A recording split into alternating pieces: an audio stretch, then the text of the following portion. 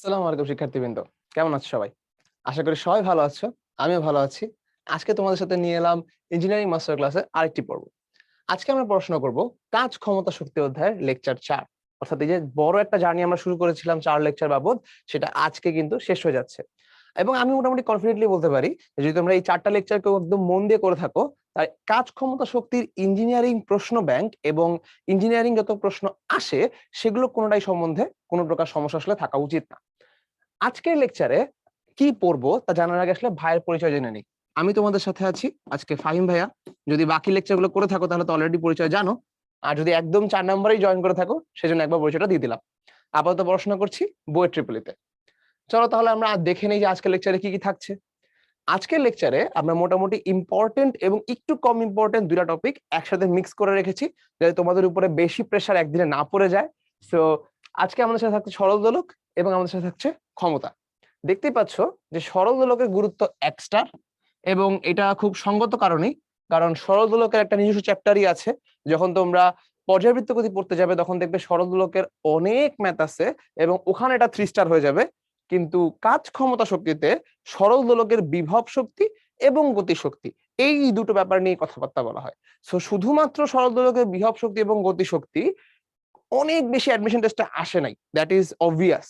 So যেহেতু কিছু কিছু জায়গায় চলে আসছে, এই জন্য আমরা এটা রাখছি এবং এক্সট্রা হিসেবে রাখছি। দ্বিতীয় জায়গায় আছে ক্ষমতা, এবং যেটা অ্যাকচুয়ালি চ্যাপ্টারটার নামের মধ্যেই আছে, কাজ, শক্তি এবং ক্ষমতা, রাইট? সো বুঝতেই পারতেছেন ক্ষমতা থেকে অনেক প্রশ্ন আসে, এবং এই জিনিসটা গুরুত্বপূর্ণ অন্য একটা জায়গা থেকে, কারণ এটার মধ্যে অন্য সব লেকচারের কনসেপ্টও লেগে যাবে। কারণ ক্ষমতা বের করার আগে তোমাকে কি করতে হয়? ক্ষমতা বের করার আগে তোমাকে কাজ বের করতে হয়। আমরা লেকচার 1-এ যতভাবে কৃত কাজ নির্ণয় করছি, ভারকেন্দ্রের সরণ, তারপর মনে করো পরিবর্তনশীল বল দ্বারা, ধ্রুব বল দ্বারা, সবকিছু কিন্তু ক্ষমতার মধ্যে লেগে যাবে। তুমি আগে কৃত কাজ বের করবে, তারপর ওখান থেকে ক্ষমতা বা কর্মদক্ষতাতে আসবে। সো আজকের এই ক্ষমতা চ্যাপ্টারের ভিতর কিন্তু সকল কনসেপ্ট কাজে লাগবে। সো আই হাইলি রেকমেন্ড যে অ্যাটলিস্ট লেকচার 1টা দেখে আইসো ক্ষমতা করার আগে। চলো তাহলে আমরা শুরু করি আজকের লেকচার। প্রথমেই আসে সরল দোলক, এবং যেটা বলছিলাম যে কয়েক জায়গায় চলে আসছে সরল দোলকের শক্তি, এই রুয়েটের 18-19 এবং রুয়েটের 15-16। সো কেউ যদি সিকে রুয়েটের পরীক্ষা দিতে চাও, সরল দোলক কিন্তু এসে পড়তে পারে, কারণ দেখাই যাচ্ছে যে সিকে রুয়েটের সারা এটা পছন্দ করে। চলো তাহলে আমরা সরল দোলকের ভিতরে ঢুকে যাই। তাহলে সরল দোলকের ভিতরে আসলে আজকে যদি জাস্ট শক্তি নিয়ে কথা হবে, আগেই বলে ফেলছি, কারণ এই চ্যাপ্টারের আন্ডারে সরল দোলকের বাকি সূত্রগুলো নেই, সেই জায়গাতে আমরা সরল দোলকের শক্তি নিয়ে কথা বলবো। সো এখানে কি হচ্ছে, বেসিক্যালি আমরা এই জায়গাতে একটা সরল দোলক রাখছি। এই যে এটা মনে করো আমার সরল দোলক, এই হচ্ছে ওর বব। এটা আই গেস তোমরা সবাই জানো, তারপরে এক জায়গায় একটু লিখে দেই যে এই যে জিনিসটা এখানে ঝুলতেছে এটাকে আমরা বব বলি, সরল দোলকের বব। এবং বেশিরভাগ ক্ষেত্রেই দেখবা যে সরল দোলকের যে সুতাটা আছে, এই সুতাটাকে আমরা ভরহীন ধরি, কোনো ভর নাই, খুবই নগণ্য ভরের। ভর দেওয়া থাকে শুধুমাত্রই ববের। তার মানে সরল দোলকের সুতা জুড়ে কোনো ভর নাই, জাস্ট এই ববটার একটা ভর আছে। তো এই ববের যে ভর সেটাকে যদি আমি এম বলতে পারি, ধর আমি বললাম এই ববের ভরটা হচ্ছে এম। এখন এই এম ভরের ববটাকে আমরা তুলে এনে কোন এক জায়গা থেকে ছেড়ে দিব, তারপর জিনিসটা দুলতে থাকবে। এটাই হচ্ছে সরল দোলকের কনসেপ্ট। এখন তুমি যখন এই ববটাকে তুলে এখানে নিয়ে আসলে, ধরলাম এই ববটাকে যখন তুমি তুলে এখানে নিয়ে আসছো, তখন এই ববটা শীর্ষের সাথে থিটা ডিগ্রি অ্যাঙ্গেল করছে। তার মানে কি? তার মানে এই ববটাকে তুমি এখান থেকে তুলে এখানে নিয়ে এসেছো, এই জিনিসটা শীর্ষের সাথে এই অ্যাঙ্গেলটা করছে, সেই অ্যাঙ্গেলটাকে আমরা বলতেছি থিটা। দুটো জিনিস আমরা বের করবো, একটা বিভব শক্তি, একটা গতি শক্তি। যখন তুমি এই জিনিসটাকে তুলে সর্বোচ্চ অবস্থানে নিয়ে আসছো, এই সর্বোচ্চ অবস্থান অবশ্যই তোমাকে একটা সর্বোচ্চ বিভব শক্তি দিবে। আমরা সেই 9-10 থেকেই পড়তেছি যে ভাই একদম হাইয়েস্ট পজিশনে সর্বোচ্চ বিভব শক্তি থাকে, এবং এক্ষেত্রে গতি শক্তি থাকে 0, এবং এটাই হচ্ছে আমার টোটাল এনার্জি। আবার সিমিলারলি যখন তুমি তুলে এখান থেকে ছেড়ে দিবে, আবার এটা সাম্যাবস্থানে ব্যাক করতেছে, এই সাম্যাবস্থানে কিন্তু ওর কোনো বিভব শক্তি থাকবে না, কারণ এটা গ্রাউন্ড লেভেল বিভব শক্তি থাকে না, এবং এই জায়গায় হবে হচ্ছে সম্পূর্ণটাই গতিশক্তি প্লাস বিভব শক্তি হচ্ছে 0, এবং এটা হবে ওর টোটাল এনার্জি। তার মানে এই জায়গায় তুমি যে বিভব শক্তিটা বের করবা আর এই জায়গায় তুমি যে গতিশক্তি বের করবা, এই দুটা কিন্তু সমান। কেন সমান? এগেইন 9-10 থেকে পড়ে আসতেছো, যান্ত্রিক শক্তির নিত্যতা বলে একটা কনসেপ্ট আছে। সো এখানে যান্ত্রিক শক্তি টোটালটা যা হবে, এখানেও টোটাল যান্ত্রিক শক্তি একই হবে। ঝামেলা লাগবে মাঝখানে কোনো এক জায়গায় গেলে। সো এই জায়গায় বিভব শক্তি যদি আমি বের করতে পারি, এটাই এখানকার গতিশক্তি। চলো আমরা একটু চেষ্টা করি তাইলে এখানকার বিভব শক্তিটা বের করার। আমি যদি এখানে বলি যে আমার কাছে প্রথমে ববটা ছিল এই জায়গায়, আমি এই পুরো জিনিসটাকে বলতেছি ববের লেন্থ, সুতার লেন্থ। আচ্ছা, মানে একদম উপর থেকে এই সুতাটার কেন্দ্র পর্যন্ত এই পুরোটাকে আমি বলতেছি মনে করো এল। এখন আমি যদি এই জিনিসটাকে তুলে এখানে নিয়ে যাই, তোমার কি মনে হয় এইটুক কি হবে? অবশ্যই তোমরা যদি এখন আমার সাথে থাকতে লাইভে, টিচার ইনবক্স ভরে যেত যে ভাই এটাও কিন্তু এলই হবে, কারণ ফর অবভিয়াস রিজনস এই পুরোটা যদি এল হয়, এটাকে তুলে এখানে নিয়ে গেলেও সুতা তো আগের মতোই আছে, ববটাও আগের মতোই আছে, তাহলে এই পুরোটাও কিন্তু এল হবে। তাহলে এটা যদি এল হয় তাহলে আমার টেনশন অর্ধেক কমে গেল। এখন আমি বলবো যে ভাই এইটাকে তো আমি উপরে উঠাইছি, আমি যদি বিভব শক্তি বের করতে যাই, আমি কি এই আনুভূমিক দূরত্ব এক্স কনসিডার করি?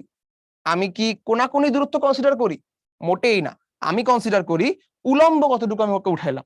তাহলে আগেও ছিল এই লেভেলে, এখন ওকে আমি নিয়ে গেছি এই লেভেলে, তাহলে উলম্ব কিন্তু আমি ওকে উঠাইছি এইচ পরিমাণ। তাহলে ওকে আমি উঠাইছি উপরের দিকে এইচ পরিমাণ উলম্ব সরণ। এখন যদি আমি এইচটা বের করতে পারি তাহলে কিন্তু আমার খেলা কম বেশি শেষ, কারণ আমরা সবাই জানি EP is equal to MG H, যেখানে এইচটা হচ্ছে উলম্ব সরণ এবং এমটা হচ্ছে এখানে ববের ভর। তাহলে এইচটা বের করাটাই আসলে আমার বিভব শক্তির খেলা। তাহলে এইচটা বের করতে হলে আমার আরেকটা ছোট্ট জিনিস বের করতে হবে, সেটা হচ্ছে এখান থেকে আসলে এইটুক কত, যেটাকে আমি ডি বলতে চাচ্ছি। তাহলে আমি যদি এটাকে ডি বলতে চাই, তাহলে একটু চিন্তা করে দেখো তো, এখানে একটা সমকোণী ত্রিভুজ তৈরি হচ্ছে কিনা।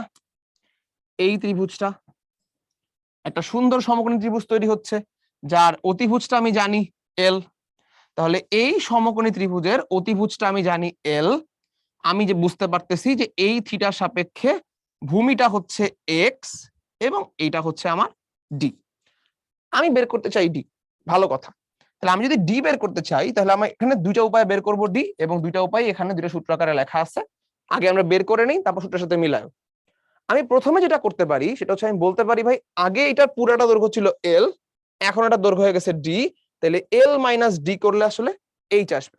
তা আমি যদি এখান থেকে ডি বাই করতে চাই, তাহলে এই ত্রিভুজটার মধ্যে একটু খেয়াল করে দেখো তো, আমি যদি বলি এল হচ্ছে অতিভুজ এবং ডি হচ্ছে আমার ভূমি, সেক্ষেত্রে এই ত্রিভুজের কস থিটা হয়ে যাবে ভূমি বাই অতিভুজ।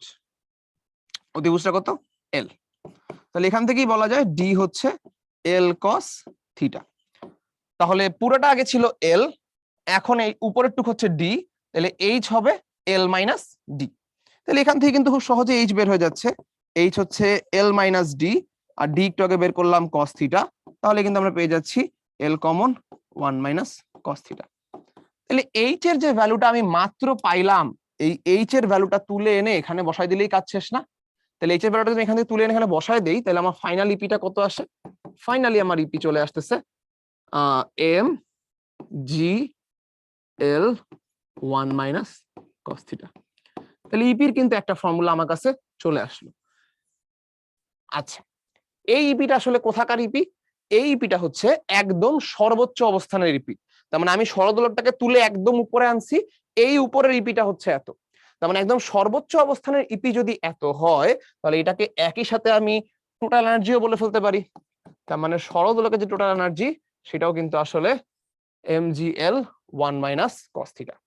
তাহলে সরলদোলকের টোটাল এনার্জি যদি mgl 1 মাইনাস কস থিটা হয়, তাহলে এই একই সূত্র এই জায়গায় যেমন খাটবে বিভব শক্তির জন্য, এই জায়গায় কিন্তু খাটবে গতিশক্তির জন্য। কারণ আমরা একটু আগে বলে আসছি সর্বোচ্চ অবস্থানের বিভব শক্তি এবং সাম্যাবস্থানের গতিশক্তি একই। সো এটাকে আসলে সঠিকভাবে বিভব শক্তির ফর্মুলা বলাটা একটু ভুল। আমরা এটাকে ঠিকঠাক মতো বলতে পারি যে এটা হচ্ছে সর্বোচ্চ অবস্থানের ইপি, সেটাকে বলতে পারি ইপি ম্যাক্স,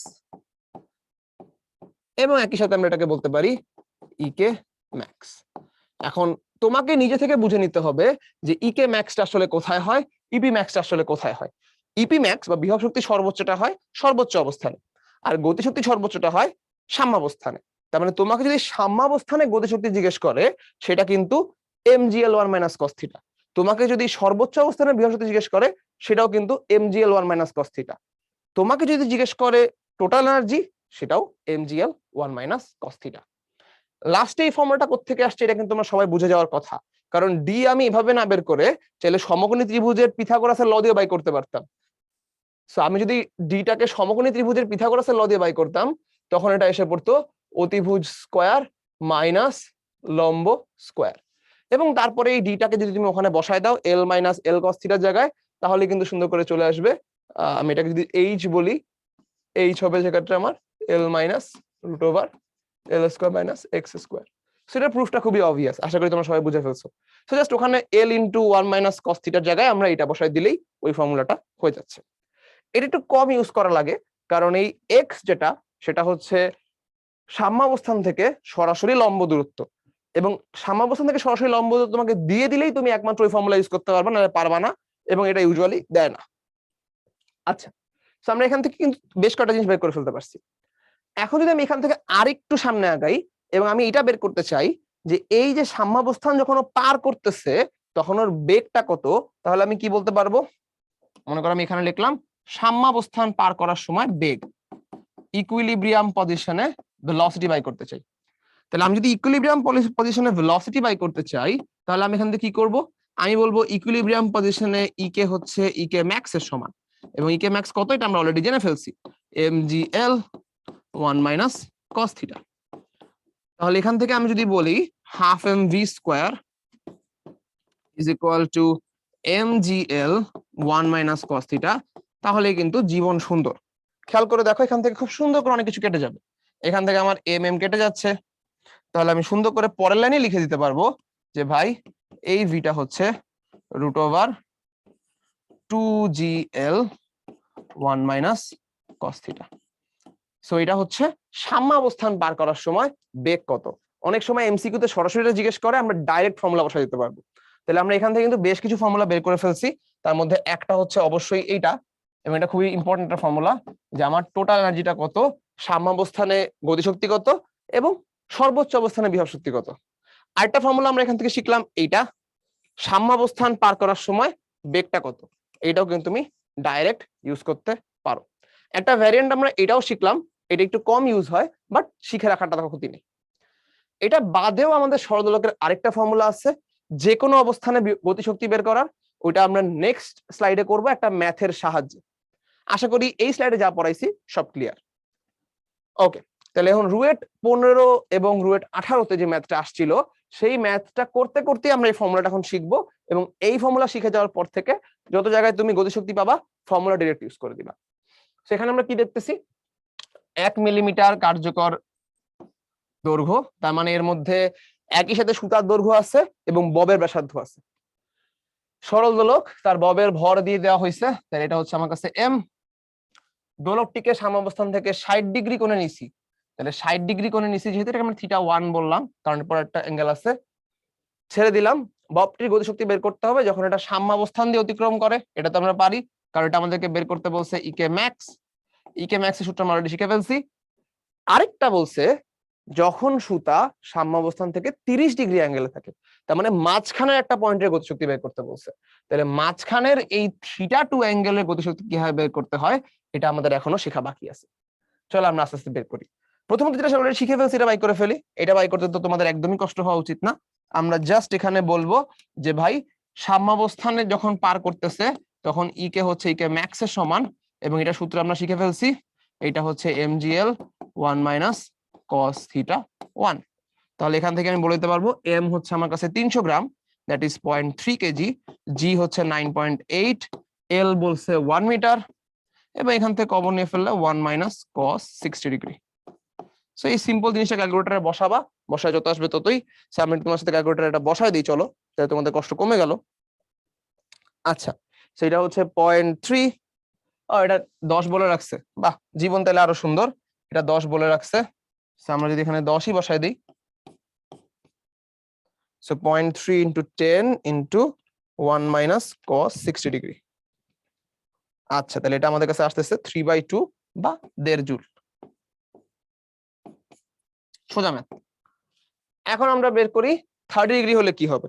সেটার জন্য আমরা আরেকবার একটু ছবিটা আঁকবো, একটু সুন্দর করে জিনিসটা দেখার চেষ্টা করি। চলো, তাহলে আমি যদি এখানে ছবিটা আঁকি তাহলে এটা হবে আমার কাছে অনেকটা এরকম। মনে করো এই হচ্ছিল আমার কাছে সরলদোলকটা, এই ওর বব, আমি এটাকে একবার এই জায়গায় তুলে আনছি, মাঝখানে যখন আসছে তখন এরকম একটা জায়গায় আবার আসছে। তাহলে আমরা এখানে কিছু নিষ্পত্তি মার্ক করি। আমরা এইটাকে বলবো হচ্ছে θ1, দ্যাট ইজ 60 ডিগ্রি। তারপর আরেকটাকে মার্ক করতে হবে, এইটাকে আমরা বলবো সামনে 30 degree, so this is 30 degree.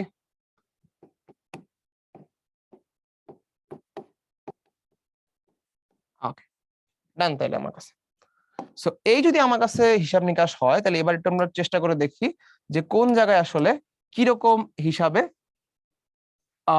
গতিশক্তি এবং ভেলোসিটি হিসাব করতেছে। আমি যদি বলি ববটা এই জায়গায় আছে, তাহলে এই জায়গায় ববটার আসলে হিসাব নিকাশ কি? এই জায়গায় ববটার হিসাব নিকাশ আমরা অলরেডি জানি, এই জায়গায় হচ্ছে ইপি প্লাস 0, তাই না? টোটাল এনার্জির হিসাব নিকাশ। আমি যদি অন্য কোনো জায়গায় হিসাব নিকাশ করতে যাই, আচ্ছা মনে করো আমি এখানে সাদাই নেই, ওকে, আমি যদি এই জায়গায় হিসাব নিকাশ করতে যাই, তাহলে এই জায়গায় একটা ইপিও আছে, এই জায়গায় একটা ইকেও আছে, রাইট? তাহলে আমি যদি এখানে হিসাব নিকাশ করতে চাই, তাহলে আমি এখানে বলতে পারবো যে এই জায়গার ইকেটা আসলে কত আমি জানি না, ইকেটা থাকলো এখানে ইকে প্লাস, এটা হচ্ছে এমজি। এখানে যদি একটা হাইট দিয়ে দেই তাহলে জিনিসটা সুন্দর হবে। এটাকে বললাম H2 আর এটাকে বললাম H1। তাহলে এই ইপিটাকে একটু নামকরণ করে দেই, এটা হচ্ছে MgH2 আর এখানে হচ্ছে সেটা একটু মুছাই। ওকে, বব এই জায়গায় হচ্ছে MgH1 প্লাস 0, কারণ এই হাইটটাকে আমরা বলতেছি H1, আর এখানে হচ্ছে MgH2 প্লাস ইকে, আর একদম লাস্ট মোমেন্টে আমার কাছে কোনো ইপি নাই, জাস্ট একটা ইকে ম্যাক্স। সো এই তিন জায়গার যে টোটাল এনার্জিটা আমরা বের করছি, এই তিনটা টোটাল এনার্জি কিন্তু অবশ্যই পরস্পর সমান। তার মানে এইটা যা, এইটাও তাই, এইটাও তাই, কারণ টোটাল এনার্জি সবসময় একই। তাই যদি হয় তাহলে উপরের পার্ট এবং নিচের পার্টটাকে, মাঝখানের পার্টটাকে আমরা এক লিখি। আমি লিখতে পারবো যে উপরে যখন আমার কাছে ছিল MgH1, এটা যা কথা, মাঝখানে আমার কাছে ছিল ইকে প্লাস MgH2, এটাও সেম কথা। যদি সেম কথাই হয় তাহলে ইকে আমার কাছে কত দাঁড়াচ্ছে, MgH1 মাইনাস H2, ঠিক আছে না? এবার আসো, H1 এর ফর্মুলা কিন্তু আমরা আগে সেটা শিখে আসছি। H এর ফর্মুলা কি? H এর ফর্মুলা হচ্ছে L into 1 minus cos theta, right? তাহলে একটু বসাই দিতে এখানে, তাহলে ইকে দাঁড়াচ্ছে আমার কাছে mg, L কমন থাকলো 1 মাইনাস H1 এর জন্য cos theta 1 minus 1 plus H2 এর জন্য cos থিটা 2। কাটাকাটি করো এবার, সুন্দর করে কাটাকাটি যদি আমরা করে দেই তাহলে এখানে 1 এবং 1 কাটা। তাহলে আমার কাছে ফাইনাল ফর্মুলা দাঁড়াচ্ছে, ফাইনাল ফর্মুলা যে কোনো জায়গার ইকে mgl cos theta 2 minus cos theta 1। So এটা দাঁড়ালো আমাদের কাছে একদম ফাইনাল ফর্মুলা, এবং এই ফাইনাল ফর্মুলাটা মনে রাখা কিন্তু খুবই সহজ। কেন? কারণ দেখতেই পাচ্ছ যে MgL তো আছেই, তার সাথে cos শেষ অ্যাঙ্গেল মাইনাস cos আদি অ্যাঙ্গেল। কারণ আমার যে ববটা, এই ববটা চলা শুরু করছে কোত্থেকে? আমার বব কিন্তু চলা শুরু করছে এই জায়গা থেকে। তাহলে ববটা শুরুতে যেখানে ছিল সেই অ্যাঙ্গেল বা θ1 অ্যাঙ্গেলটা আমার কাছে আছে শেষে, এটা হচ্ছে আমার আদি অ্যাঙ্গেল। আদি অ্যাঙ্গেল শেষ করছে কোথায়? এই জায়গায়। তাহলে এই জায়গায় অ্যাঙ্গেলটা ছিল θ2, তাহলে এটা আমার শেষ অ্যাঙ্গেল। তাহলে MgL শেষ অ্যাঙ্গেল এর cos মাইনাস আদি অ্যাঙ্গেল এর cos। সিম্পলি আমরা এই জিনিসটা মনে রাখতে পারি। যেহেতু ফর্মুলা শেখা শেষ, তাহলে এবার চলো আমরা এই ম্যাথটা সলভ করে ফেলি। তাহলে এই ম্যাথটা এখন আমাদের কাছে চলে আসবে, EK is equal two M হচ্ছে 0.3, G একটু আগে আমরা দেখছি 10, L হচ্ছে আমাদের কাছে 1 মিটার, এই জায়গায় হচ্ছে cos 30 মাইনাস cos 60। আমরা যদি এখন ক্যালকুলেটরে বসাই দিই তাহলে আমাদের কাজ মোটামুটি ডান। তাহলে এখানে আমাদের কাছে আসবে হচ্ছে 0.10 মানে 3, আর এখানে হচ্ছে cos 30 মাইনাস cos 60। তাহলে এটা আমাদের কাছে আসতেছে 1.098 জুল। সো এই হয়ে গেল আমাদের ফাইনাল অ্যান্সার। সো ব্যাপারটা কিন্তু খুবই সোজা যদি তুমি ফর্মুলাটা জানো। সো ফর্মুলাটা তুমি হয়তো জানো না, সেজন্য আমি তোমাদেরকে এই জায়গাটাতে ফর্মুলাটা আস্তে করে প্রুফ করার চেষ্টা করছি। সো আলটিমেটলি কিন্তু সলভটা বড় না, খেয়াল করে দেখো সলভ কিন্তু আসলে এই জায়গাটা, এইটুকু হচ্ছে সলভ, এই বাকিটা কিন্তু প্রুফ। সো এই প্রুফটা তোমাদেরকে জাস্ট দেখাইলাম যাতে এটা মনে থাকে। সলভটা কিন্তু একদমই ছোট, এবং এটা তোমার 2 মিনিটের বেশি, মানে এটা তোমার আসলে 1 থেকে 1.5 মিনিটের বেশি কখনোই লাগা উচিত না। কারণ তুমি যদি এই ফর্মুলা এবং এই ফর্মুলা জানো, এই দুটো ফর্মুলা জানলে তোমাকে জাস্ট 2বার ক্যালকুলেটরে বসাইতে হবে, এর বেশি কোনো কাজ কিন্তু আসলে নেই। ওকে, আশা করি সরলদোলকে যতগুলো ফর্মুলা আছে এবং ফর্মুলার অ্যাপ্লিকেশন আছে মোটামুটি ক্লিয়ার হয়ে গেছে। এক্সট্রা টপিকের জন্য তুমি যদি এই ক্লাসটা আমার এই 15-20 মিনিট ঠিক মতো করে থাকো, তোমার প্রিপারেশন আসলে মোটামুটি ডান। এরপর একটু কনসেপ্ট বুক আর প্র্যাকটিস বুকে কিছু ম্যাথ করলেই হয়ে যাবে। এবার আমাদের কাছে আরেকটু বেশি ইম্পর্টেন্ট টপিক আছে ক্ষমতা, এবং এটা ঠিক কতটা ইম্পর্টেন্ট সেটা বোঝানোর জন্যই তোমাদেরকে এই স্লাইডটা দেওয়া হয়েছে। এটাকে যে 3 স্টার আমরা দিছি, এটা এন্ডে মোটেই দেই নাই। আমরা এখানে বুয়েট 12, 13, 9, 10, 7, 8 মোটামুটি 3বার বুয়েট এটা থেকে এমসিকিউ আসছে। যতদিন এমসিকিউ ছিল প্রতিবারই আসছে, এখনো হয়তো প্রতিবারই প্রিলিতে আসতেছে।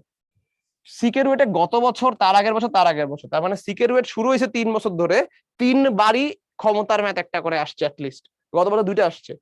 আচ্ছা, কুয়েটে প্রতি বছর, রুয়েটে 1 বছর, চুয়েটে 2 বছর, বুটেক্সে 2 বছর, এবং আইইউটিতে এমন কোনো সাল নাই যে সালে ওরা ক্ষমতা দেয় নাই। সো বুঝতেই পারতেছো এমসিকিউ তুমি ক্ষমতা থেকে একটা পাচ্ছই কনফার্ম। বুয়েটে 4 বছর রিটেন, কুয়েটে, রুয়েটে প্রত্যেক বছর, যে কয় বছর রিটেন ছিল প্রত্যেক বছর আসছে, চুয়েটে 3 বছর এবং বুটেক্সে প্রত্যেক বছর রিটেন আসে। তার মানে এমনও হতে পারে যে তোমার ভর্তি পরীক্ষায় তুমি ক্ষমতা থেকে একাধিক ম্যাথ পাচ্ছ, এমসিকিউতেও পাচ্ছ, রিটেনেও পাচ্ছ, প্রত্যেক ভর্তি পরীক্ষাতেই পাচ্ছ। সেটা আসলে 3 স্টার এটার জন্য কম হয়ে গেছে, আমি আরো 2টা স্টার অ্যাড করে দিই। তো তুমি বুঝতেই পারতেছো কাজ ক্ষমতা শক্তির প্রশ্ন আসলে ক্ষমতার প্রশ্ন আসাটাই স্বাভাবিক। তাহলে অত্যন্ত গুরুত্ব দিয়ে আমরা এখন এটা পড়বো। তাহলে ক্ষমতার যে ফর্মুলা গুলো আছে এগুলো খুব স্ট্রেট ফরওয়ার্ড, ক্ষমতার ফর্মুলা নিয়ে আমাদের খুব প্যাচাল খাইতে হয় না। এই যে দক্ষতার ম্যাথ বা কর্মদক্ষতা যেটাকে আমরা বলি, সেটা হচ্ছে প্রাপ্ত ক্ষমতা বাই প্রদত্ত ক্ষমতা, যেটাকে আর একটু কুল ওয়েতে লেখা হয় eta is equal to P out by P in. তার মানে output power by input power. আমি যদি এটাকে আরো সহজ করে বলতে চাই, তুমি যেই পাওয়ারটা চাও বা তুমি তোমার যে কাঙ্ক্ষিত শক্তি সেটা উপরে, আর এই কাঙ্ক্ষিত শক্তি পাইতে তুমি যে শক্তিটা দাও সেটা নিচে। একটা ছোট এক্সাম্পল দিয়ে একটু তোমাদের কাছে ক্লিয়ার করে দিই। মনে করো তুমি একটা গাড়ি চালাচ্ছ, তাহলে তুমি যখন একটা গাড়ি চালাচ্ছ তুমি কি চাও এই গাড়ির কাছ থেকে? তুমি চাও এই গাড়িটা সামনে আগাক, তোমাকে একটু গতিশক্তি দিক। তাহলে এই গতিশক্তিটা হচ্ছে এই গাড়ির কাছ থেকে তোমার কাঙ্ক্ষিত আউটপুট। তুমি এই গাড়ির কাছে যা চাও সেটা হচ্ছে ইকে। এখন তোমরা তো গাড়ি চালাইছো কম বেশি, বা অ্যাটলিস্ট গাড়ি চালানো দেখছো, গাড়িতে উঠছো তো অ্যাটলিস্ট, তো সেই অভিজ্ঞতা তোমাদেরকে কি বলে? গাড়িতে আমরা যে শক্তি দেই ইঞ্জিনকে, পুরাটা কি গতিশক্তি হয়? কখনোই না। ইঞ্জিনটা একটু গরম হচ্ছে, তাহলে তাপ শক্তি এসে পড়তেছে। ইঞ্জিনটা একটু ভট ভট আওয়াজ করতেছে, তাহলে শব্দ শক্তি এসে পড়তেছে। তাহলে আমি যেই শক্তিটা দিছি পুরাটা কিন্তু গতিশক্তি হয় নাই, অনেক শক্তি ওয়েস্ট হয়ে গেছে। তাহলে আমার যে কাঙ্ক্ষিত শক্তি, আমি যা চাই সেটা কি পুরোপুরি আমি যা দেই সেটা না। এই যা চাই সেটা পাওয়ার জন্য আমার দেওয়া লাগে কিন্তু আরো বেশি। সো এটাই হচ্ছে আমাদের ছোট খাটো হিসাব নিকাশ। আমি যখন এটা করতে যাচ্ছি, কর্মদক্ষতা বের করতে যাচ্ছি, এটা হচ্ছে বেসিক্যালি আমি যা চাই ডিভাইডেড বাই আমি যা দেই। সো এই জন্যই বলতেছি আউটপুট পাওয়ার মানে কিন্তু, বা আউটপুট যে ওয়ার্ক, সো আউটপুট যে ওয়ার্ক সেটা আসলে জাস্ট আউটপুট হলেই হবে না। কারণ গাড়ির ক্ষেত্রে তুমি কিন্তু শব্দ শক্তিও একটা আউটপুট, এই গাড়ির ক্ষেত্রে কিন্তু তাপ শক্তিও একটা আউটপুট, কিন্তু এই আউটপুট গুলো আমার ডিজায়ার্ড না। সো যখন ইংলিশ বইগুলো এটা লেখে, ওরা কিন্তু লেখে এইভাবে যে ডিজায়ার্ড আউটপুট পাওয়ার, শুধু আউটপুট লেখে না। সো আউটপুট দেখলে একটু কনফিউজ হয়ে যায়, বলে দিলাম ভালো মতো, যে আউটপুটটা তুমি চাও সেটা এখানে বসবে, ডিজায়ার্ড আউটপুটটা বসবে। So W output divided by তুমি এটার জন্য যে শক্তিটা দিছো সেটা। এখন এদিকে উপরে নিচে টি দিয়ে ভাগ করে দাও, তাহলে তুমি পেয়ে যাবে P out by P in. সেইটাই হচ্ছে আমার কর্মদক্ষতার হিসাব নিকাশ। সো এই কর্মদক্ষতার হিসাব নিকাশই ওখানে প্রথম 2টা লাইনে বলা আছে। প্রাপ্ত ক্ষমতা যেমন হইতে পারে, ঠিক তেমনি প্রাপ্ত কাজ দিয়ে হইতে পারে। এবার যদি আমি বলি এই প্রাপ্ত কাজ বা আউটপুট পাওয়ারটা তুমি কিভাবে পাবা, আউটপুট এনার্জি তুমি কিভাবে পাবা, সেটা তুমি পাবা প্রদত্ত মাইনাস বর্জিত। বর্জিত বলতে আমি কি বুঝাচ্ছি? মনে করো আমি এখানে দিলাম 500 জুল, আমি এখানে পাইলাম 300 জুল। তাহলে বাকি 200 জুল কই গেল? এই বাকি 200 জুল ওয়েস্ট। সো তুমি যদি সামহাউ আউটপুটটা না জানো, সরি বাকি 200 জুল হবে এটা। সো তুমি যদি সামহাউ আউটপুটটা না জানো, মনে করো এই যেখানে আউটপুটটা আছে তুমি জানো না, তুমি জানো যে ডিসি 500, ওয়েস্ট হয়েছে 200, তাহলে এই 500 মাইনাস 200 যদি তুমি বিয়োগ করে দাও তাহলে তুমি আউটপুট পাই যাবা। এটাই এখানে বোঝানো হয়েছে। লাস্টলি আমরা ক্ষমতার ফর্মুলা যখন দেখতে যাই, তখন ক্ষমতার ফর্মুলার মধ্যে আমরা এই কাজটা করতে পারি। সো এটাকে একটু ভালো মতো বুঝাই দিই। আমাদের ক্ষমতাটা হচ্ছে P is equal to W by T, W হচ্ছে Fs cos theta divided by T। আমি যদি এখানে একটু লিখতে পারি যে ভাই F cos theta থাকলো, এর সাথে আমাদের কাছে আছে হচ্ছে গুণ আকারে S by T। আমরা সবাই জানি সরণ বাই সময় হচ্ছে বেগ, সেটাকে এইভাবে লেখা যায় যে F এর সাথে বেগ তার সাথে cos theta। এখন যদি বল এবং সরণের দিকটা একই হয়ে যায় সামহাউ, যদি বল এবং সরণের দিক একই হয়ে যায় তাহলে থিটা 0, এবং থিটা যদি 0 হয় সেক্ষেত্রে আমরা বলতে পারবো যে ভাই power is equal two F V. এটা অনেকেরই একটা কনফিউশন থাকে যে ভাই কস থিটা গুলা গেল যাচ্ছে কোথায়। এটা একটু বুঝে রাখো যে কস থিটা গুলা যাচ্ছে যেখানে, মানে কস থিটা যদি না থাকে তার মানে এটা ধরে নেওয়া আছে যে বল এবং সরণের দিক একই। সো এই পুরো জায়গাটাতেই বল এবং সরণের দিক এক ধরে আমরা বলি এফ ভি। এই জায়গায় যেটা আছে কারেক্টলি লেখা আছে, কারণ এখানে ভেক্টর আকারে লেখা আছে, ডট গুণফল আকারে লেখা আছে। সো কস থিটা কিন্তু আসলে আছে। সো যদি তুমি ভেক্টর আকারে লিখতে না চাও সেক্ষেত্রে জিনিসটা হবে এরকম। ওকে, আশা করি ক্ষমতা এবং কর্মদক্ষতা সম্বন্ধে যতগুলো ফর্মুলা আছে সবগুলা এই স্লাইডটাতে ক্লিয়ার হয়ে গেল। এবার আমরা যাব ম্যাথে। সো ম্যাথে যাওয়ার আগে আরেকটা জিনিস আছে অবশ্যই, এই ভারকেন্দ্রের সরণ থেকে আমরা এখন কুয়াতে আসছি, এবং কুয়াটা একটু ভালো মতো বোঝা দরকার। কারণ হচ্ছে কুয়ার যতগুলা ম্যাথ আছে সেটা বেসিক্যালি কৃত কাজ নির্ণয় পর্যন্ত সীমাবদ্ধ থাকে না, সেটা ক্ষমতা পর্যন্ত আসে। এই জন্য আমরা এটা এই স্লাইডে রাখছি এবং কৃত কাজ নির্ণয় স্লাইডে রাখি নাই। সো কৃত কাজ নির্ণয় যে লেকচারটা ছিল সেখানে কিন্তু আমরা অলরেডি ভারকেন্দ্রের সরণ সম্বন্ধে একটা আইডিয়া রাখছি। যদি কেউ লেকচার না করে থাকো তার জন্য এক লাইন আমি বেশি বলে দিই। যদি এমন হয় যে তোমার একটা বস্তুর প্রত্যেকটা পার্টের সরণ একই রকম হচ্ছে না, সেক্ষেত্রে আমরা প্রত্যেকটা পার্টের আলাদা আলাদা সরণ না নিয়ে একটা গড় সরণ নিই। এই গড় সরণটা আমরা কিভাবে নেই? আমরা ওর ভারকে বা ওজনকে একটা বিন্দুতে কেন্দ্রীভূত করে ওই বিন্দুতেই সমগ্র ভার দিয়ে ম্যাথটা করি, এবং ওই বিন্দুর সরণটা কনসিডার করি। ওই বিন্দুটাকে বলি ভার কেন্দ্র, এবং ওর যে সরণ তাকে আমরা বলি ভার কেন্দ্রের সরণ। সো যখন সরণগুলো ডিফারেন্ট ডিফারেন্ট হয় তখন আমরা ভার কেন্দ্রের সরণ দিয়ে ম্যাথটা করার চেষ্টা করি। সো কুয়ার ক্ষেত্রেও সেম জিনিসটা হবে, এবং কুয়াটা আমরা একটু এখানে ডিটেইল বলবো। ওকে, তাই যদি হয় তাহলে প্রথম যেটা বোঝা দরকার সেটা হচ্ছে এই কুয়াতে কেন ভার কেন্দ্রের সরণ লাগবে। সো তুই চিন্তা করে দেখো, একটা পানিপূর্ণ কুয়া আছে। আচ্ছা আমি বাইরেই রাখি, এখানে যখন আঁকবো, এখানে ম্যাথ করার সময় আঁকবো না। মনে করো একটা সম্পূর্ণ পানিপূর্ণ কুয়া আছে, এই হচ্ছে আমার কুয়া। পানিপূর্ণ যেহেতু কুয়া, চলো আমরা পানি দিয়ে দিই ভিতরে। এই হচ্ছে আমার কুয়ার মধ্যে পানি, একদম কানায় কানায় পূর্ণ। একটা পাখি বসলো একটু পানি পড়ে যাবে এই টাইপের কানায় কানায় পূর্ণ। তাহলে এই পানিপূর্ণ কুয়াকে আমি খালি করে ফেলতে চাই। তাহলে আমি যদি কুয়াকে খালি করে ফেলতে চাই তাহলে আমি শুরু করবো কোত্থেকে খালি করা? একদম উপরের থেকে। মনে করো একটা বালতি ভরে আমি খালি করতেছি, তাহলে একদম উপরের লেয়ারে যে পানিটা আছে এটাকে যদি আমি ফেলে দিতে চাই, আমার কি এই পানিকে কোনো এক্সট্রা সরণ করানো লাগতেছে? আমার কিন্তু লাগতেছে না এই পানিকে সরণ করানো, কারণ পানি আসেই একদম উপরে। আমি যদি হাত দিয়ে একটা বাড়ি দেই তাহলে কিন্তু এই পানিটা পড়ে যাবে। এই পানিটাকে আমার তোলা লাগতেছে না, পানির হাইটের কোনো চেঞ্জ করা লাগতেছে না। তো পানি যেহেতু একদম উপরেই ছিল, ওকে ফেলে দেওয়ার জন্য আমার এই পানিটার কোনো সরণ ঘটানো লাগে নাই। তো একদম উপরের লেয়ারে যে পানিটা আছে ফেলে দেওয়ার জন্য সরণটা হচ্ছে 0। এখন মনে করো পুরো একটু খালি হচ্ছে, নিচের লেয়ারে আসছো আর একটু, তাহলে এই লেয়ারের পানি ফেলে দিতে হলে তোমার এই পানিটাকে উঠায় এখান দিয়ে ফালাইতে হবে।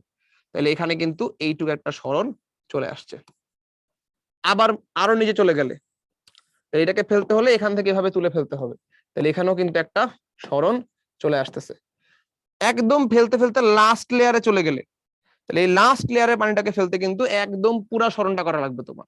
তাহলে এখানেও কিন্তু একদম পুরা এই কুয়ার যে হাইট, সেই পুরা কুয়ার হাইটের সরণটা তোমার করা লাগতেছে এই ক্ষেত্রে। সো বুঝতেই পারতেছো, একটা কুয়া থেকে যখন আমরা পানি ফেলি তখন প্রত্যেকটা লেয়ারের সরণ কিন্তু ডিফারেন্ট।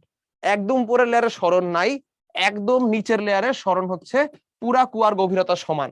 মাঝখানের প্রত্যেক লেয়ারে উপর থেকে নিচে নামলে আস্তে আস্তে সরণটা বাড়তে থাকবে।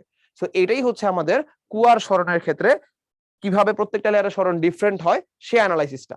সো যেহেতু প্রত্যেকটা লেয়ারের সরণ ডিফারেন্ট হচ্ছে, সেই ক্ষেত্রে আমাদের হাতে একটাই সলিউশন আছে, এবং সলিউশনটা হচ্ছে ভার কেন্দ্রের সরণ নিয়ে কাজ করা। তাহলে এখানে আমরা ভার কেন্দ্রের সরণ ইউজ করব। তাহলে আমরা যখন ভার কেন্দ্রের সরণ ইউজ করি তখন আমরা আসলে কি বলি, ফর্মুলাটা কি? সো এইটার ক্ষেত্রে জিনিসটাকে দুই ভাবে চিন্তা করা যায়। একটা হচ্ছে ভার কেন্দ্রটা আগে ছিল কোথায়, এখন আছে কোথায়। তোমরা চাইলে ওই মেথডটাও আলহামদুলিল্লাহ, তোমরা যদি চাও সেই মেথডটাও ইউজ করতে পারো।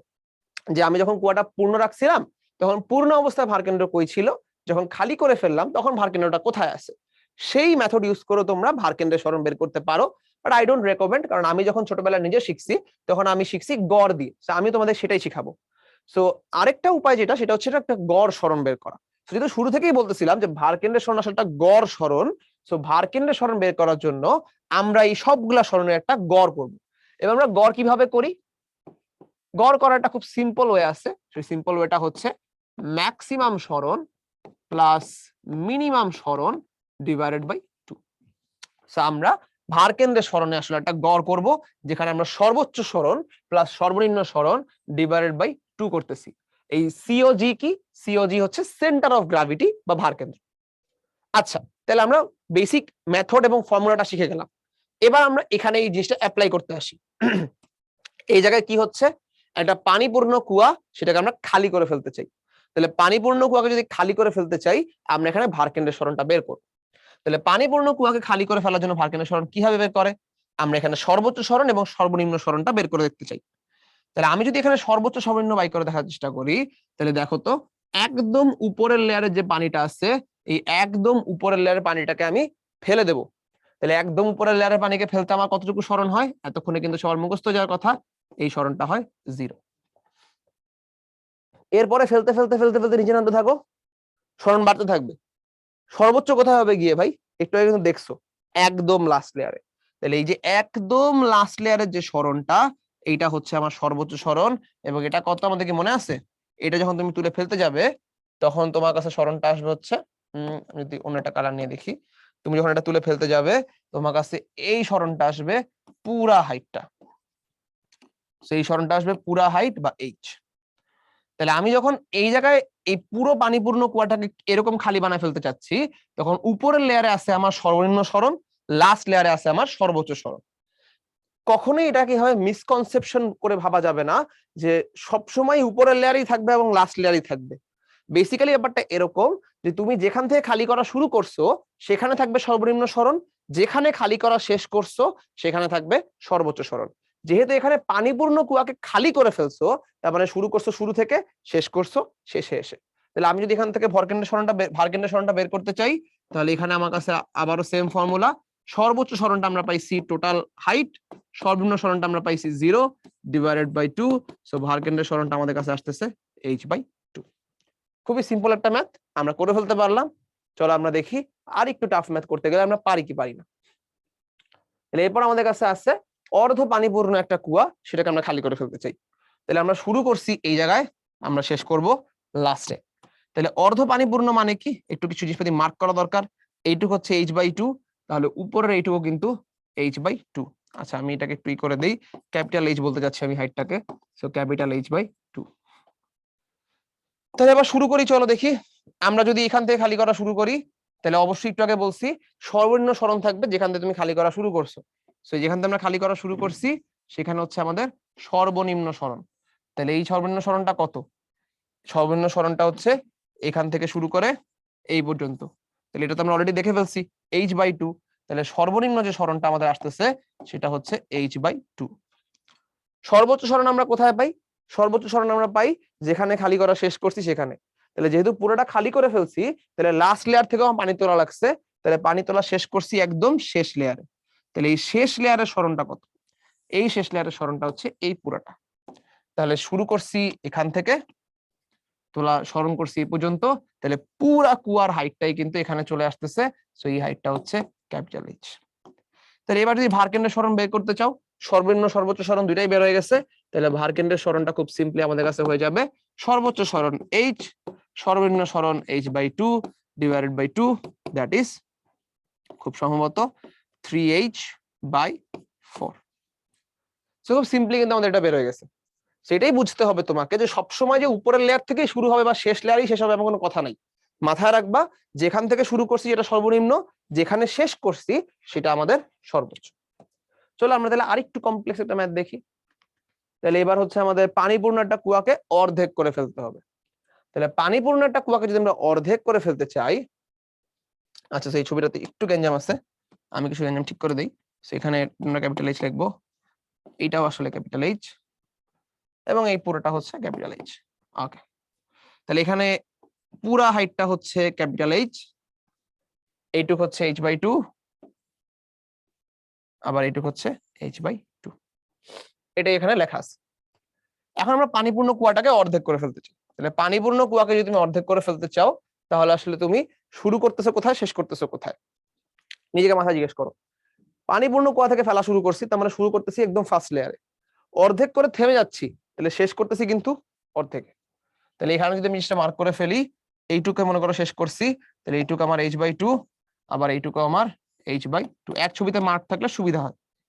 তাহলে আমি যদি এখন ফেলা শুরু করি এইখান থেকে পানি, একদম উপরের লেয়ার থেকে যেহেতু শুরু করছি, তাহলে একদম উপরের লেয়ারের সরণটাই হবে সর্বনিম্ন, কারণ এখান থেকে আমি শুরু করছি এবং এই সরণটা হচ্ছে আমার কাছে 0। শেষ করছি কোথায়, মাঝ বরাবর, তাহলে এই লেয়ারটাতে এসে আমি কুয়া খালি করা শেষ করে ফেলছি। তাহলে আমি যদি এখান থেকে কুয়া খালি করা শেষ করে ফেলে থাকি, তাহলে এখান থেকে আমি পানি তুলে এইটুক ফেলছি, এটা হচ্ছে আমার লাস্ট সরণ। তাহলে আমার যে হাইয়েস্ট সরণ বা সর্বোচ্চ সরণ সেটা কত আসবে, সেটা আসবে আমার কাছে h/2। কারণ দেখতেই পাচ্ছ যে ভাই এখান থেকে শুরু করে এই উপরের লেয়ার পর্যন্ত সরণ কতটুকু, h/2 পরিমাণ। আমার সর্বোচ্চ সরণ আসবে h/2, সর্বনিম্ন সরণ আসবে 0। এখান থেকে ভারকেন্দ্রের সরণ বের করা এতক্ষণে তোমাদের কাছে খুবই সোজা হয়ে যাওয়া উচিত। আমি যদি এখান থেকে ভারকেন্দ্রের সরণটা বের করে ফেলি, তাহলে ভারকেন্দ্রের সরণটা আমার কাছে আসবে সর্বোচ্চ সরণ প্লাস সর্বনিম্ন সরণ বাই 2, দ্যাট ইজ h/4। এবার একটু দেখি যে তোমরা কতটা ভালো মতো বুঝতে পারছো। একটা ম্যাথ দেই, দেখি তোমরা পারো কিনা। আমি যদি বলি যে একটা কুয়া আছে, এই কুয়াটাতে পানি ছিল অর্ধেক, শুরু থেকেই অর্ধেক ছিল, এইটুকু হচ্ছে আমার h/2, আবার এইটুকু হচ্ছে h/2। এখন এই অর্ধেক পানি তো ছিল, ভালো কথা। আচ্ছা অর্ধেক পানি আগে আঁকি, এখানে অর্ধেক পানি আছে। আচ্ছা তাহলে অর্ধেক পানি ছিল, ভালো কথা। এখন তুমি এটাকে খালি করতে করতে নিয়ে আসছো 1/4 পানিতে, তাহলে এইটুকু হচ্ছে h/4, তাহলে অবভিয়াসলি উপরের অংশটা হচ্ছে 3h/4। তাহলে ছিল অর্ধেক, তুমি করছো 1/4। এখন বলো ভারকেন্দ্রের সরণ কত। তাহলে আমি যদি এই জায়গা থেকে ভারকেন্দ্রের সরণটা বের করতে চাই তাহলে সেটা কত হবে, তোমরা এটা আমার সাথে চিন্তা করো, লাগলে ভিডিওটা পজ করে একবার নিজে করার চেষ্টা করো, তারপর ভাইয়ের সাথে মিলছে কিনা দেখে নাও। আমি যখন এটা করে দেওয়ার চেষ্টা করি, তাহলে ভাই আমার কাছে শুরুতে ছিল হচ্ছে অর্ধেক পানি, তাই তো। তাহলে আমি কিন্তু এখান থেকে খালি করা শুরু করছি এবং খালি করা শেষ করছি 1/4 পানিতে এসে। তাহলে যেখান থেকে আমি খালি করা শুরু করছি সেখানে আমার কাছে থাকবে সর্বনিম্ন সরণ, এবং যেখানে শেষ করছি সেখানে থাকবে সর্বোচ্চ সরণ। তো সর্বনিম্ন সরণ থাকবে এই জায়গায়। তাহলে এই সরণটা কত, এখান থেকে শুরু করে এই পর্যন্ত, দ্যাট ইজ দেখাই যাচ্ছে h/2। তাহলে আমার কাছে সর্বনিম্ন সরণটা হচ্ছে h/2। সর্বোচ্চ সরণ থাকবে যেখানে শেষ করছি সেই জায়গায়, তাহলে শেষ করছি এইখানে, তাহলে এইটা এই সরণটা কতটুকু, এখান থেকে উপর পর্যন্ত দেখা যাচ্ছে এটা 3h/4। তাহলে সর্বোচ্চ সরণটা হচ্ছে 3h/4। তাহলে আমরা যদি এখান থেকে বের করার চেষ্টা করি ভারকেন্দ্রের সরণ, তাহলে এটা আসবে হচ্ছে সর্বনিম্ন সরণ প্লাস সর্বোচ্চ সরণ বাই 2। কত আসে দেখো তো, সো h/2 প্লাস 3h/4/2। তাহলে আমরা যদি এটা করি হাফ প্লাস 3/4/2, সেটা হচ্ছে 5h/8। সো খুব সিম্পলি কিন্তু আমরা এটাও পেরে গেছি। দেখতে অনেক কঠিন লাগলো কিন্তু ম্যাথ কিন্তু সোজা। সো তুমি যদি বেসিক ফর্মুলাটা জানো এবং সেটা অ্যাপ্লাই করতে পারো, যে কোনো রকম কুয়া খালি করার ম্যাথে তুমি ভারকেন্দ্রের সরণ বের করতে পারবে। জিনিসটা একদমই কঠিন না, জাস্ট অ্যাপ্লাই করতে পারা শিখতে হবে। সো চারটার মতো আমরা এখানে এক্সাম্পল করে ফেলছি, হোপফুলি সবাই একদম ক্লিয়ার এবং ঝাঁঝরা হয়ে গেছো যে কিভাবে ভারকেন্দ্রের সরণ বের করতে হয়। এবার আমরা ঝাঁপায় পড়বো ম্যাথে। তাহলে সিকিউরিটি গত বছর আসা ম্যাথ এটা, একটা পানিপূর্ণ কুয়ার গভীরতা 20 মিটার এবং ব্যাস 2 মিটার। ব্যাস 2 মিটার দিয়ে আসলে আমার খুব একটা কাজ নাই, আমার এখান থেকে দরকার যেটা সেটা হচ্ছে ব্যাসার্ধ হচ্ছে 1 মিটার। এখন এই কুয়াটাকে পানি শূন্য করার জন্য একটা পাম্প লাগানো হয়েছে। অর্ধেক পানি তোলার পরে পাম্পটি নষ্ট হয়ে গেছে। খুব ভালো মতো নোট করতে হবে যে পাম্পটা কিন্তু তুলছে অর্ধেক পানি। তার মানে কুয়ার ভিতরে যে পানি আছে পুরোটা কিন্তু পাম্পটা তুলে নাই, তুলছে অর্ধেক পানি। তাহলে কুয়ার ভিতরে যে পানি আছে তার অর্ধেক পানি আমরা তুলে আনছি, তাহলে নষ্ট হয়ে গেছে। বাকিটা তোলার জন্য আরেকটা পাম্প লাগাইছি। প্রথম পাম্প দ্বারা সম্পাদিত কাজের পরিমাণ করছে, তার মানে আমার কিন্তু বাকি পানি দরকার নেই, আমার জাস্ট প্রথম পাম্পটা দরকার। তাহলে প্রথম পাম্প পানি তুলছে অর্ধেক। প্রথম পাম্প যে কুয়া থেকে পানি তুলছে তার গভীরতা 20 মিটার, ব্যাসার্ধ 1 মিটার। তাহলে আমরা ওই কুয়ার পানির ভরটা চাই, কারণ দিন শেষে যখন আমি কৃতকাজটা বের করব, কৃতকাজটা আমার কাছে আসবে m/2। মানে আমি যদি এখানে এভাবে লিখে দেই, কৃতকাজটা আমার কাছে আসবে mgh, রাইট? আমি যখন কুয়ার ক্ষেত্রে কাজ করতেছি, আমি প্রথমে দেখতেছি এটা অর্ধেক পানি তোলা আছে, তার মানে এমটা হয়ে যাবে m/2 এবং এই এইচটা হয়ে যাবে সেন্টার অফ গ্র্যাভিটির সরণ। আমার দিন শেষে সেন্টার অফ গ্র্যাভিটি সরণ বাই করাটা খুব ইজি, কারণ গভীরতা দেওয়া আছে, জি জানি, কিন্তু আমার m/2টা লাগবে কারণ আমার কাছে পানির ভর দেওয়া নাই। পানির ভর বাই করার জন্য যা যা করা লাগবে সেটা আমরা এখন করি। চলো, সেই কুয়াটা যদি এমন হয় দেখতে, যার ব্যাসার্ধ আমার কাছে বলা আছে 1 মিটার এবং গভীরতা বলা আছে 20 মিটার, আমরা এখান থেকে কিন্তু বলতেই পারি যে কুয়াটা একটা সিলিন্ড্রিক্যাল অবজেক্ট, এবং সিলিন্ড্রিক্যাল অবজেক্টের আয়তন জানাটা আমাদের জন্য খুব সহজ, দ্যাট ইজ πr²h। তাহলে পাই থাকলো আর হচ্ছে 1 মিটার আর এইচ হচ্ছে 20 মিটার, তার মানে সমগ্র কুয়ার যে আয়তন সেটা হচ্ছে 20 পাই। এখন সমগ্র কুয়ার আয়তন দিয়ে আমি কি করব, আমি বের করতে পারি যে ভাই পানিপূর্ণ কুয়ার মধ্যে তাইলে আসলে কত লিটার পানি আছে সেটা এখান থেকে খুব সহজে বের করা সম্ভব, বা কত কেজি পানি আছে আর কি। আমি যদি এখান থেকে পানিপূর্ণ কুয়ার এম বাই করি, পানিপূর্ণ অবস্থায় এইটা কুয়ার যে আয়তন, পানিরও তাই আয়তন, এবং রো হচ্ছে এত। সমস্যাটা হচ্ছে আমার তো পানিপূর্ণ কুয়ার আয়তন দরকার নেই, পানিপূর্ণ কুয়ার ভর আমার দরকার নেই, আমার দরকার অর্ধেক পানির ভর। আমি বের করবো m/2, তাহলে এটাও হবে রো v/2। তাহলে পানির রো হচ্ছে 1000, ভি একটু আগে আমরা দেখলাম 20 পাই, আর ডিভাইডেড বাই 2। তাহলে এখান থেকে আমাদের কাছে আসতেছে 10 দিয়ে যদি গুণ দিয়ে দিই একটা শূন্য বাড়বে সিম্পলি, তাহলে 1000 এর জায়গায় 10,000 পাই কেজি। তাহলে m/2 বেড়ে গেছে। এখন সিম্পলি এটা ওখানে বসায় দাও, কাজ অটোমেটিক শেষ হয়ে যাবে। আমি যদি এখানে এটা বসাতে চেষ্টা করি, m/2 হচ্ছে 10,000 পাই, জি তো জি, সেন্টার অফ গ্র্যাভিটি সরণটা তাহলে কত? পানিপূর্ণ একটা কুয়া যাকে আমি অর্ধেক খালি করছি। পানিপূর্ণ কুয়াকে অর্ধেক খালি করলে কি হয় আমাদের এতদিনে মুখস্থ যাওয়ার কথা, কারণ আমরা ম্যাথ করতে করতে করতে করতে বোর্ড হয়ে গেছি। পানিপূর্ণ একটা কুয়াকে আমি অর্ধেক খালি করব, এটা তাহলে আমার কাছে h/2। তাহলে সর্বনিম্ন সরণটা এখানে 0 আর সর্বোচ্চ সরণটা এখানে, এন্ড দ্যাট ইজ h/2। তাহলে আমি যদি এখান থেকে সেন্টার অফ গ্র্যাভিটি সরণটা বের করতে চাই, তাহলে সেন্টার অফ গ্র্যাভিটি সরণটা হবে 0 plus h/2/2, that is h/4। এখানে আমরা সিম্পলি বসাই দিব, তাহলে এটা বসাই দিলে আমাদের কাছে আসবে হচ্ছে h/4, তাহলে 20/4। তাহলে এখন যদি আমরা ক্যালকুলেটরে বসাই দিই, এটা 10,000 পাই,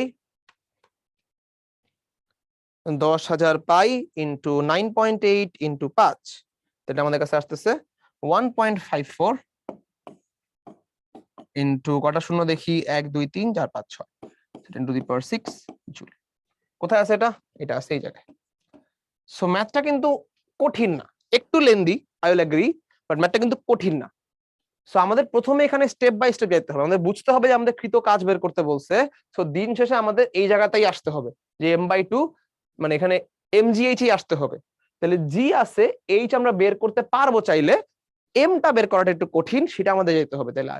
তাহলে এম বের করার জন্য আমরা আগে বের করলাম কুয়াটার আয়তন, কুয়ার আয়তন বের করে ফেলছি। এখন এই আয়তনের পুরাটা তো আমি খালি করি নাই, আমি খালি করছি অর্ধেক। তাহলে আমার দরকার অর্ধেক কুয়ার মধ্যে যা পানি আছে সেটার ভর। তাহলে m/2 এর জন্য আমরা রো v/2 করে ফেললাম এবং পেয়ে গেলাম যতটুকু পানি আমরা খালি করছি ততটুকু পানির ভর। এবার সেটা আমরা এখানে বসাই দিলাম। সেন্টার অফ গ্র্যাভিটির সরণটা বের করার জন্য আমরা এখানে চলে আসলাম, দেখলাম পানিপূর্ণ থেকে অর্ধেক খালি করলে h/4 হয় সেন্টার অফ গ্র্যাভিটির সরণ। তাহলে এখানে আমরা সিম্পলি ভর বসাইছি, জি বসাইছি, সেন্টার অফ গ্র্যাভিটির সরণ বসাইছি, অ্যান্সার কিন্তু চলে আসছে। সো একটু লেন্দি, বাট তোমার এটা 1 মিনিটের মধ্যে শেষ হয়ে যাওয়া উচিত যদি তুমি এই ধরনের ম্যাথ করতে করতে হাত পা করে ফেলতে পারো। চলো তাহলে আমরা সামনের ম্যাথে যাই। এটাও গত বছরের সিকিউরিটি আসা ম্যাথ। 110 মিটার গভীর একটা কুয়া থেকে ইঞ্জিনের সাহায্যে মিনিটে 12 কেজি পানি তুলতেছি। মিনিটে বলছে, এটা কিন্তু খুব ক্রুশাল, তার মানে টাইম হচ্ছে 60 সেকেন্ড। যদি ওই পানি উঠাতে ইঞ্জিনের কর্মদক্ষতা 40% কমে যায়, তাহলে অশ্ব ক্ষমতাটা কত? খেয়াল করো, 40% কমে গেছে, তার মানে 100%-এর থেকে 40% কমছে। তাহলে আসলে কর্মদক্ষতাটা কত? কর্মদক্ষতা কিন্তু 60% বা 0.6। আচ্ছা, এইটুকু ইনফরমেশন যদি আমাদের কাছে একদম ক্লিয়ার থাকে, তাহলে আমরা খুব সহজে জিনিসটা বাই করে ফেলতে পারবো। কারণ আমাদের কাছে আছে যে এই কুয়াটা কত মিটার উপরে তুলে কত কেজি পানি তোলে। সো এমজিএইচটা কিন্তু একদম ক্লিয়ার। এই এমজিএইচটা আসলে কি পাওয়ার? এটা হচ্ছে আমাদের আউটপুট পাওয়ার। ইঞ্জিনটা আমাদের পানিটাকে তুলে দিচ্ছে, সো কতটুকু আউটপুট দিচ্ছে সেটা আমি এখান থেকে পাচ্ছি, এমজিএইচ থেকে পাচ্ছি। কর্মদক্ষতা দেওয়া আছে, সেখান থেকে আমি পাই যাব পি ইনপুট, এবং সেই পি ইনপুটটা চাওয়া হয়েছে হর্স পাওয়ারে। চলো তাহলে করে ফেলি। তাহলে আমরা বলতে পারি eta is equal to P out by P in. তাহলে আমি যদি পি ইন চাই, তাহলে পি ইন হয়ে যাবে P out by eta.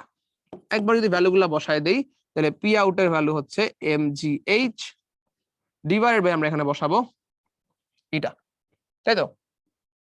Okay, MGH তো ডাইরেক্ট না, কারণ পি চাচ্ছি আমরা, সেটা হচ্ছে MGH by T divided by eta. তাই যদি আমরা এখানে করি, তাহলে আমাদের কাছে ভ্যালু চলে আসতেছে। এমজিএইচ এর ভ্যালু কত? এমজিএইচ এর ভ্যালু হচ্ছে এম কত? 1200, জি হচ্ছে 9.8, আর এইচ হচ্ছে আমাদের কাছে 110 মিটার। টিটাকে নিচে নামায় যাই, টি হচ্ছে 60 সেকেন্ড, আর তার সাথে ইটা আছে একটা 0.6। দেখি কত দেয় সেটা আমাদেরকে ভ্যালু। তাহলে আমাদেরকে এটা ভ্যালু দিবে 1200, 9.8, 110 ডিভাইডেড বাই 60 ডিভাইডেড বাই 0.6। সেটা আমাদের কাছে আসতেছে 3.6 এত। তাহলে এটাকে যদি হর্স পাওয়ার একবারে নিয়ে যেতে চাই, তাহলে হর্স পাওয়ার নিলে 740 দিয়ে ভাগ করে দিতে হবে। এটা আমাদের কাছে আসতেছে 48.17 হর্স পাওয়ার। ওকে, সো তাহলে কিন্তু আমাদের কাছে অ্যান্সার খুব ক্লিয়ার, এবং এটা চলে আসতেছে আমাদের কাছে অ্যান্সার। ওকে, হোপফুলি তোমরা সবাই মোটামুটি বুঝে ফেলছো যে ম্যাথটা কিভাবে করতে হবে। সিকিউরিটি গত বছরের ম্যাথ, সো খুবই ইম্পর্টেন্ট এবং ভালো মতো করতে হবে, এবং খুব ছোট একটা ম্যাথ, সো পারলে ইজিলি তোমার কাছে 20 সেকেন্ড এটা হয়ে যাবে। চলো আমরা নেক্সট ম্যাথে যাই তাহলে। আচ্ছা,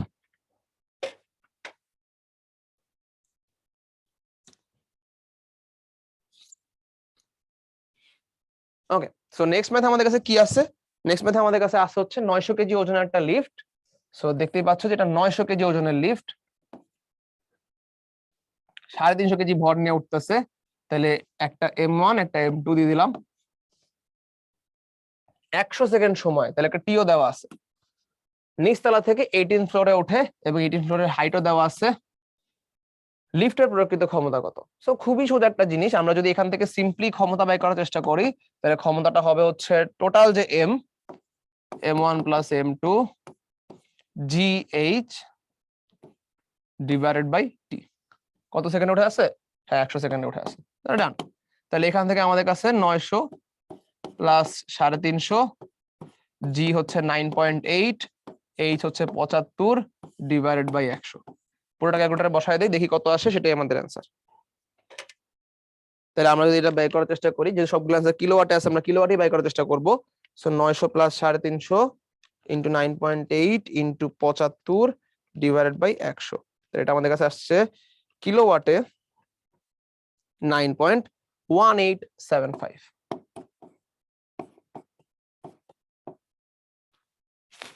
তাহলে এটা হচ্ছে আমাদের অ্যান্সার।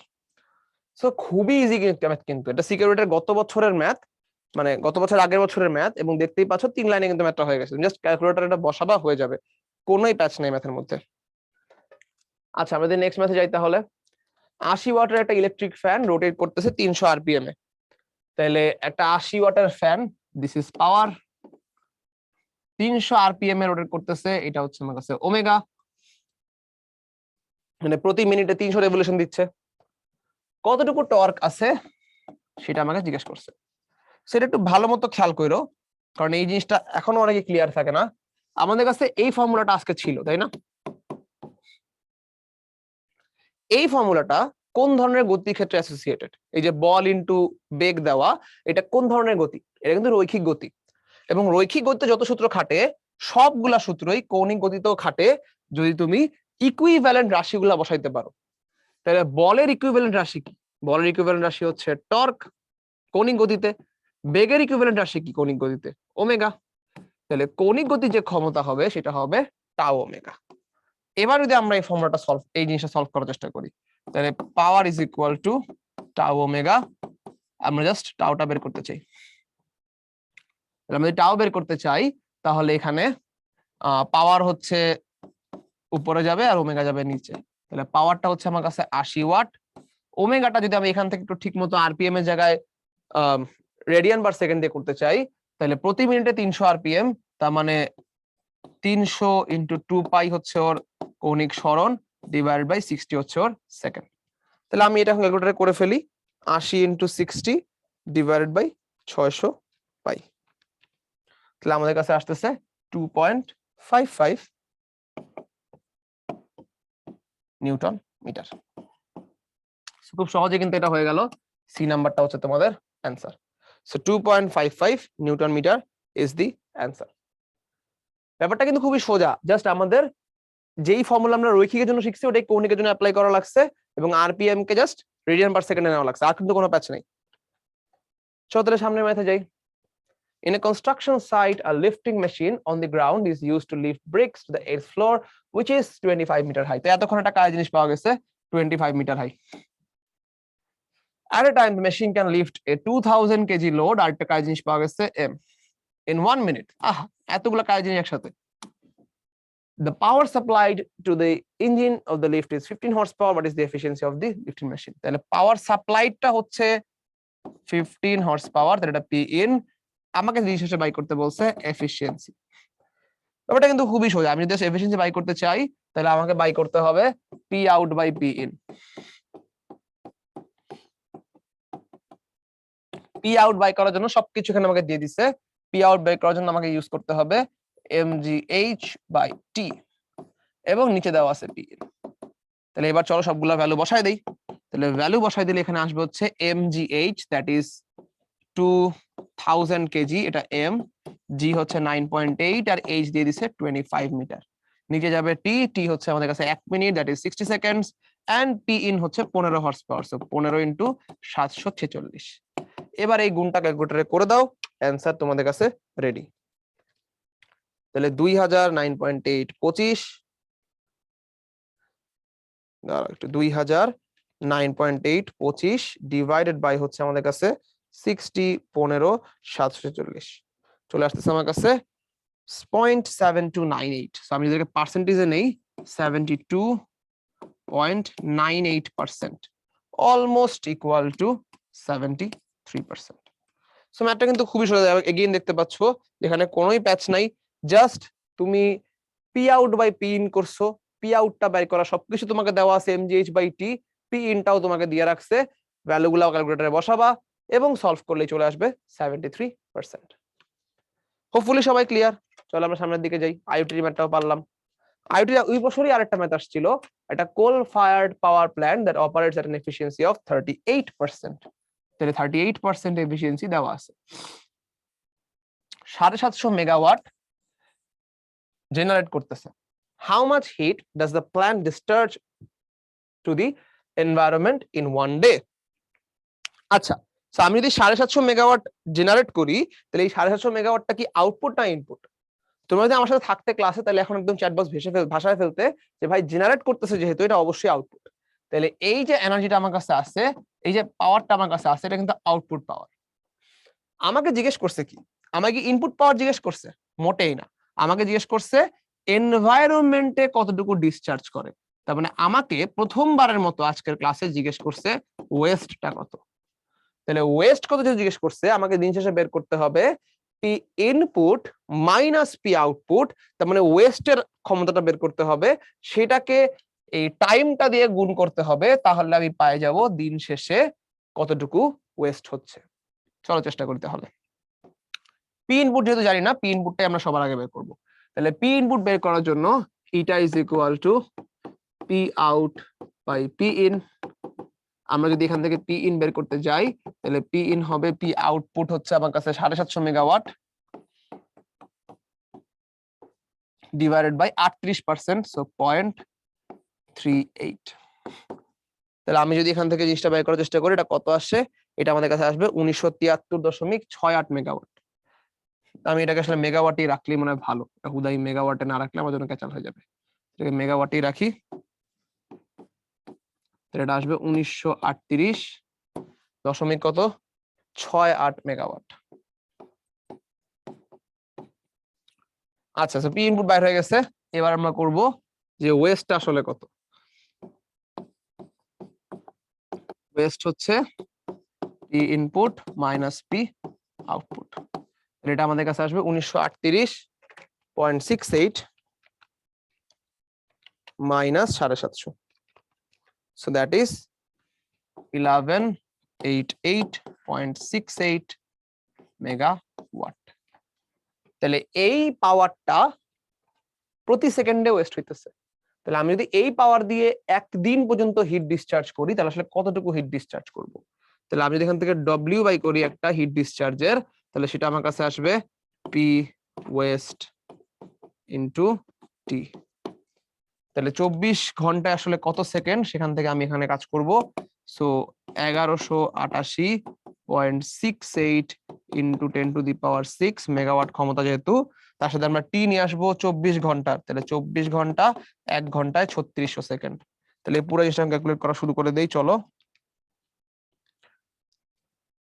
এটা আমার কাছে ফাইনালি আসতেছে 1.027 ইন 10⁻14।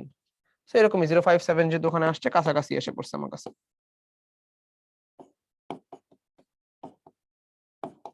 সেটা কোথায় আছে? এই যে 1.057 লেখা, সো এটাই আসলে কাইন্ড অফ আমার কাছে ওটাই চলে আসলো কাছাকাছি। সো অলমোস্ট এটা চলে আসছে আমার কাছে। ওকে, সো এটা যদি আমাদের কাছে আসে পড়ে, তাহলে তো খুবই ভালো কথা। চলো তাহলে আমরা সামনে ম্যাথে যাই। এখানে কিন্তু তেমন কোনো প্যাচ নাই, জাস্ট এটাই বোঝা যে এখানে আমাদের কাছে পি ওয়েস্ট জিজ্ঞেস করছে, সো তোমাকে P in minus P out করতে হবে এবং সেটা দিয়ে 24 ঘন্টা হিট ডিসচার্জ করতে হবে। এইটুকু বোঝাটাই এখানে এক্সট্রা। চলো তাহলে আমরা নেক্সট স্লাইডে যাই। নেক্সট স্লাইডে আমাদের কাছে আসছে an engine that pumps 1000 KG of water per minute. তাহলে 1000 কেজি অফ ওয়াটার পাম্প করতেছে পার মিনিটে, তাহলে টি কিন্তু 60 সেকেন্ড, সেটা তোমাকে এখান থেকে দেখেই বুঝতে হবে। ডেপথ তো দিয়ে দিচ্ছে H. 42% efficiency of the engine is lost, তার মানে ইঞ্জিনের যে এফিসিয়েন্সি সেটা হচ্ছে 58%, যেটাকে আমরা লিখতে পারি 0.58। Find the horse power of the engine, তাহলে আমাকে দিন শেষে বের করতে বলা হয়েছে পি ইন কত। চলো তাহলে আমরা এখান থেকে বের করে ফেলতে পারি। এম দেওয়া আছে, জি জানি, এইচও দেওয়া আছে, ইটাও দেওয়া আছে, জাস্ট পি ইন বাই করতে বলছে, কোনো ভেজালই নাই। তাহলে আমরা যদি এখান থেকে ইটা দিয়ে দেই, ইটা হচ্ছে আমাদের কাছে P out by P in. তাহলে আমরা এখান থেকে বলে দিব যে পি ইন যদি আমি বের করতে চাই এবং সরাসরি হর্স পাওয়ার বের করতে চাই, তাহলে উপরে হবে পি আউট এবং দ্যাট ইজ 1000 কেজি, জি হচ্ছে 9.8, এইচ হচ্ছে 100, কত মিনিট সেকেন্ডে? 60 সেকেন্ডে, ডিভাইডেড বাই হচ্ছে ইটা। তাহলে ইটাটা আমার কাছে কত? 0.58, এবং যেহেতু হর্স পাওয়ার বের করতে চাচ্ছি 746 দিয়ে ভাগ। তাহলে এই পুরো কাজটা আমরা একসাথে করে ফেলতে পারি। কত আসে দেখি তো ক্যালকুলেটরে? 1000 into 9.8 into 100 divided by 60.58 into 746। এটা আমাদের কাছে একবারে বের হচ্ছে 37.75 হর্স পাওয়ার। সো খুবই ইজিলি কিন্তু 3 লাইন আমাদের অ্যান্সার চলে আসছে 37.75 হর্স পাওয়ার। সো আইওটির এই ম্যাথটাও কিন্তু খুবই সোজা ছিল। একটা বানর 20 মিটার উঁচু গাছ থেকে নারকেল ফেলতেছে। প্রত্যেকটা নারকেলের ভর হচ্ছে 3 কেজি এবং প্রত্যেক সেকেন্ডে 2টা করে নারকেল ফেলে। তাহলে টোটাল ভরটা আসলে কত পার সেকেন্ড? পার সেকেন্ড ওর যে ভর সেটা হচ্ছে আমার কাছে 3 KG into 2, that is 6 KG per second. নারকেলের সমস্ত শক্তি যদি বিদ্যুৎ শক্তিতে রূপান্তরিত হয় তাহলে উক্ত বিদ্যুৎ শক্তির সাহায্যে 50 ওয়াটের কয়টা বৈদ্যুতিক বাতি প্রজ্বলন করা যাবে। তাহলে আগে নারকেলের থেকে বিদ্যুৎ এর পাওয়ারটা বাই করি, তারপর এখানে আনা যাবে সেটা। তাহলে নারকেলের পাওয়ার কত? পার সেকেন্ডে 6 কেজি ছাড়তেছে। তাহলে আমি এখান থেকে লিখতে পারি যে আমি যদি নারকেলের পাওয়ারটা বের করতে চাই তাহলে পাওয়ারটা হচ্ছে mgh/t। আমরা অলরেডি m/t এখানে বের করে ফেলছি। m/t হচ্ছে 6 কেজি পার সেকেন্ড। এর সাথে জাস্ট g এবং h গুণ করে দিলেই তাহলে আমার কাছে হয়ে যাচ্ছে h টা হচ্ছে 20 মিটার। তাহলে আমার কাছে 6 ইন্টু 20 ইন্টু 9.8 আসতেছে হচ্ছে 1176 ওয়াট। তাহলে এই 1176 ওয়াট ইউজ করে আমরা 50 ওয়াটের যদি n সংখ্যক বাতি জ্বালাতে পারি তাহলে ইকুয়েশনটা দাঁড়াবে এরকম।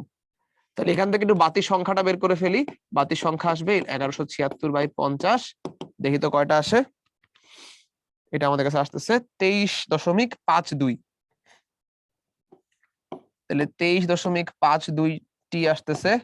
সো আমার কাছে যদি 23 থাকতো তাহলে প্রবাবলি আমি 23 দেখাতাম, কিন্তু যেহেতু আমার কাছে 23 নাই সেহেতু আমি দেখাবো 24। এই ম্যাথটা কিন্তু খুব একটা কঠিন না, শুধু একটা ম্যাথ, জাস্ট বানরের পাওয়ারটা বের করে 50 দিয়ে ভাগ দিয়ে দেওয়া।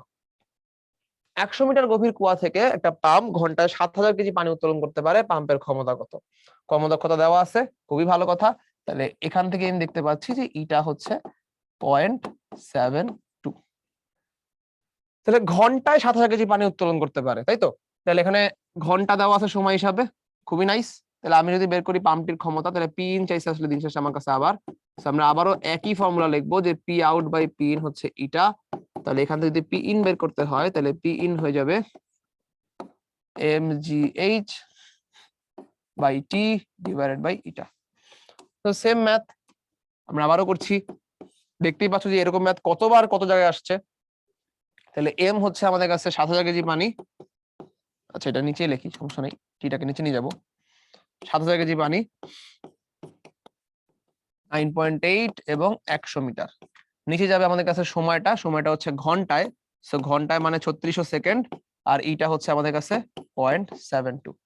যেহেতু সবাই ওয়াটেই বের করছে জন্য হর্স পাওয়ারের দিকে গেলাম না, এই পুরোটাই এখন ক্যালকুলেটরে বসাই দিব। 7000 কেজি 9.8 100 ডিভাইডেড বাই 3600 ইন্টু 0.72 চলে আসতেছে আমাদের কাছে 2646.6 ওয়াট। সো এটা যদি আমাদের কাছে অ্যান্সার হয় তাহলে এ কিন্তু আমরা পেয়ে গেলাম। সো সিকের এর 20-21 এর ম্যাথটাও কিন্তু একই রকম, 4 লাইনের মধ্যে অ্যান্সার হয়ে গেছে। তোমার 4 লাইন লেখার কোনো দরকার নেই, ক্যালকুলেটরে তুমি ডাইরেক্ট এই লাইনটা বসাবা, অ্যান্সার হয়ে যাবে।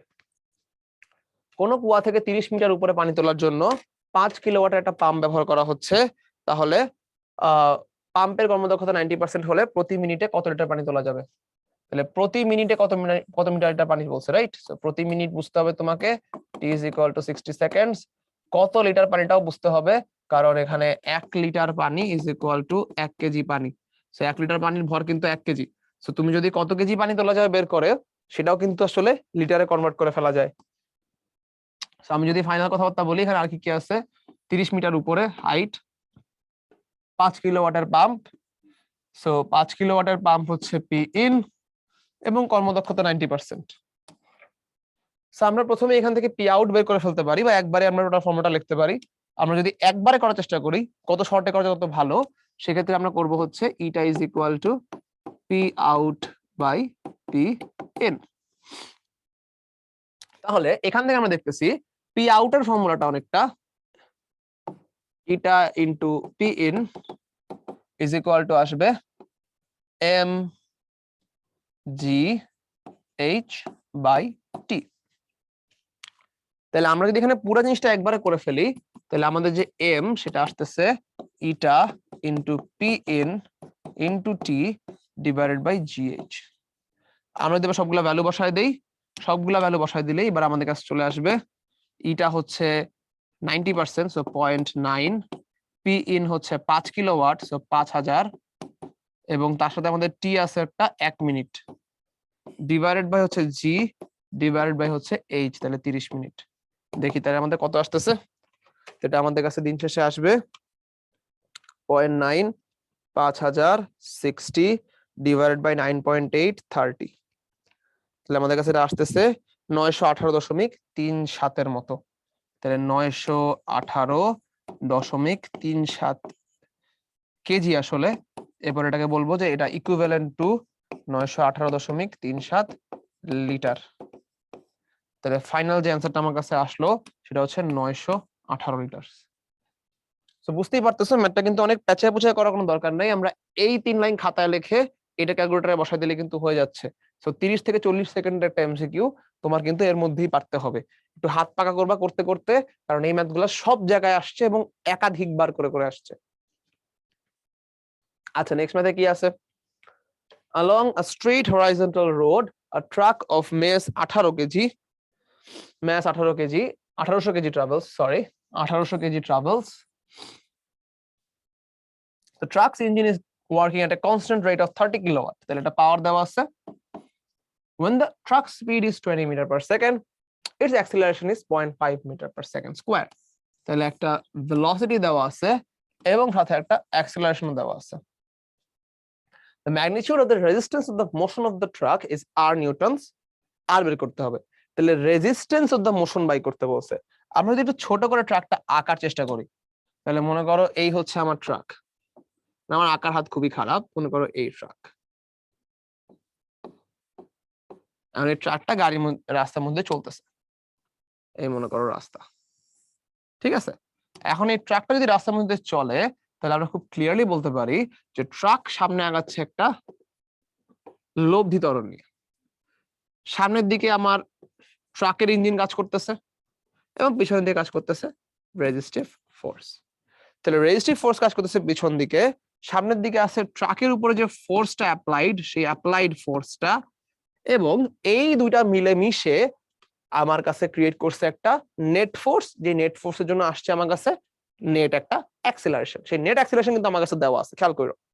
তাহলে নেট অ্যাক্সিলারেশন আমার কাছে দেওয়া আছে, ফোর্স অ্যাপ্লাইডটা আমার সামহাউ বের করতে হবে এবং সেখান থেকে আমি নিয়ে আসবো রেজিস্টিভ ফোর্সটা। তাহলে আমি যদি এখানে একটা বলের ইকুয়েশন লিখি, তাহলে বলের ইকুয়েশন লিখলে আমরা কিন্তু পেয়ে যাচ্ছি যে লব্ধি যে ত্বরণটা, এটা আমি সবাইকে যোগ বিয়োগ করে পাবো। তাহলে সবাইকে যোগ বিয়োগ করে পাবো আমি লব্ধি ত্বরণ, লব্ধি ত্বরণের জন্য পাবো আমি লব্ধি বল।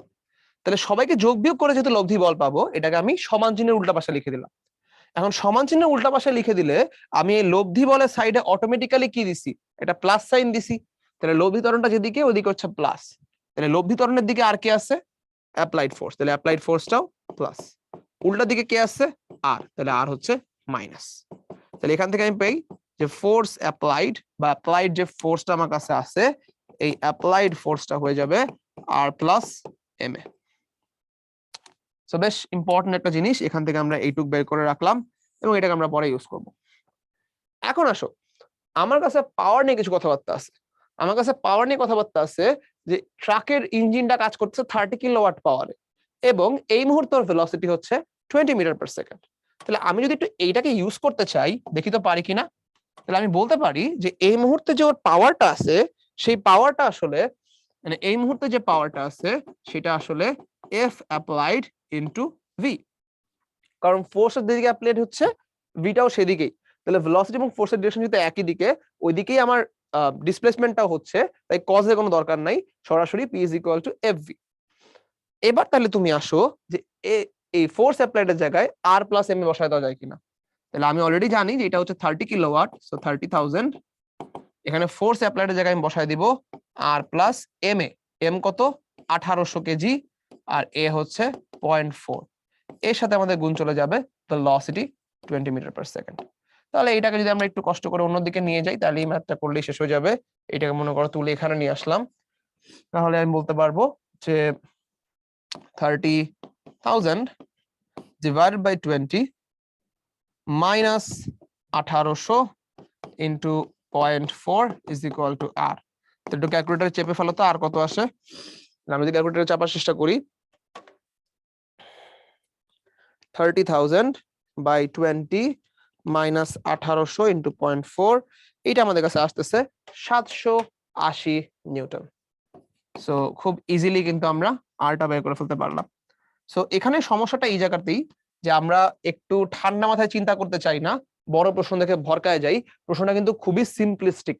একটা ট্রাক আছে, তার সামনে একটা ফোর্স দিচ্ছে ইঞ্জিনটা, পিছের দিকে রেজিস্টিভ ফোর্স আছে, দুইটা মিলে একটা নেট অ্যাক্সেলারেশন আছে। বেসিক্যালি চ্যাপ্টার 3 এর ম্যাথ এটা, সো বেসিক্যালি চ্যাপ্টার 4 এর ম্যাথ এটা। আমি যদি এই ম্যাথটাকে চ্যাপ্টার 4 হিসেবে কনসিডার করি, তাহলে দেখতে পাবো যে সামনের ফোর্স অ্যাপ্লাইড আর পিছনের যে রেজিস্টিভ, এই দুটাকে বিয়োগ করলে আমি নেট ফোর্সটা পাচ্ছি বা লব্ধি ত্বরণটা পাচ্ছি, লব্ধি বলটা পাচ্ছি। তাহলে লব্ধি বল থেকে আমি লব্ধি ত্বরণটা জানতে পারতেছি, আর এমটাও আমার জানা আছে। তাহলে ফোর্স অ্যাপ্লাইডটা বা সামনের দিকের নেট, সামনের দিকে ফোর্সটা হচ্ছে আর প্লাস এম এ। পাওয়ারের সূত্রের মধ্যে এই ফোর্স অ্যাপ্লাইড এর মধ্যে আমি যদি আর প্লাস এম এ বসাই দেই, তাহলে আসলে আর বের হয়ে যাবে। সো সিম্পল একটা জিনিস, 2/11টা চাপা লাগবে, 1 মিনিটের বেশি কিন্তু লাগা উচিত না। An electric motor develops 65 kilowatt of power. তাহলে 65 kilowatt of power। তাহলে আমি যদি এটাকে হিসাব করি, as it is lifts a loaded elevator to 75 metre, একটা হাইট দেওয়া আছে, ভালো কথা। এটাকে আমি বলতে পারি উপরের দিকে একটা ডিসপ্লেসমেন্ট, আর এখানে দেওয়া আছে time. How much force does the motor excerpt? তাহলে এটা মোটর একটা ইলেকট্রিক লিফট আছে, যে লিফটকে তুলে নিয়ে যাচ্ছে উপরের দিকে। তাহলে উপরের দিকেই ফোর্স, উপরের দিকেই ডিসপ্লেসমেন্ট। আমরা বলতে পারি যেখানে ওয়ার্ক ডানটা হচ্ছে এফ ইন্টু এস। তাহলে ওয়ার্ক ডান যদি এফ ইন্টু এস হয়, পাওয়ার কত হবে ভাই? পাওয়ার হবে এফ এস বাই টি। সরাসরি বসায় দাও, সবকিছু দেওয়া আছে, এফ কিন্তু অটোমেটিক্যালি বের হয়ে যাবে। তাহলে P T by S, P হচ্ছে 65 কিলোওয়াট, টি হচ্ছে 35 সেকেন্ডস, আর ডিভাইডেড বাই হচ্ছে এস, দ্যাট ইজ 17.5। তাহলে এখান থেকে আমরা কত পাচ্ছি দেখি তো। তাহলে 65 kilowatt into 35 divided by 17.5, sorry 65 kilowatt into 35 divided by 17.5, এইটা আসতেছে 13 10 টু দি 1.3 10 টু দি পাওয়ার 5। আচ্ছা দাও তো, ওখানে 5 একটু এনজাম হয়ে গেছে। So 1.3 10 to the power 5 Newton. So খুব ইজিলি কিন্তু আমরা বি নাম্বারটা পেয়ে গেলাম অ্যান্সার।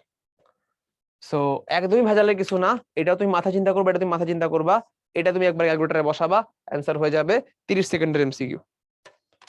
আচ্ছা, এবার আবার কুয়ার ম্যাথে ব্যাক করছি আমরা। পানিপূর্ণ কুয়া 5 মিটার, 3 মিটার এবং 10 মিটার। তাহলে দৈর্ঘ্য, প্রস্থ এবং হাইট দেওয়া আছে। এখান থেকে কি বাই করবো আমরা? আয়তন। সবাই জানি 80% কর্মদক্ষতা বিশিষ্ট একটা পাম্প আছে, তার মানে এটা হচ্ছে আমার ইটা। 20 মিনিটে কুয়াটাকে পানি শূন্য করে ফেলে, তাহলে এটা হচ্ছে আমার টি। পাম্পটির অশ্ব ক্ষমতা কত?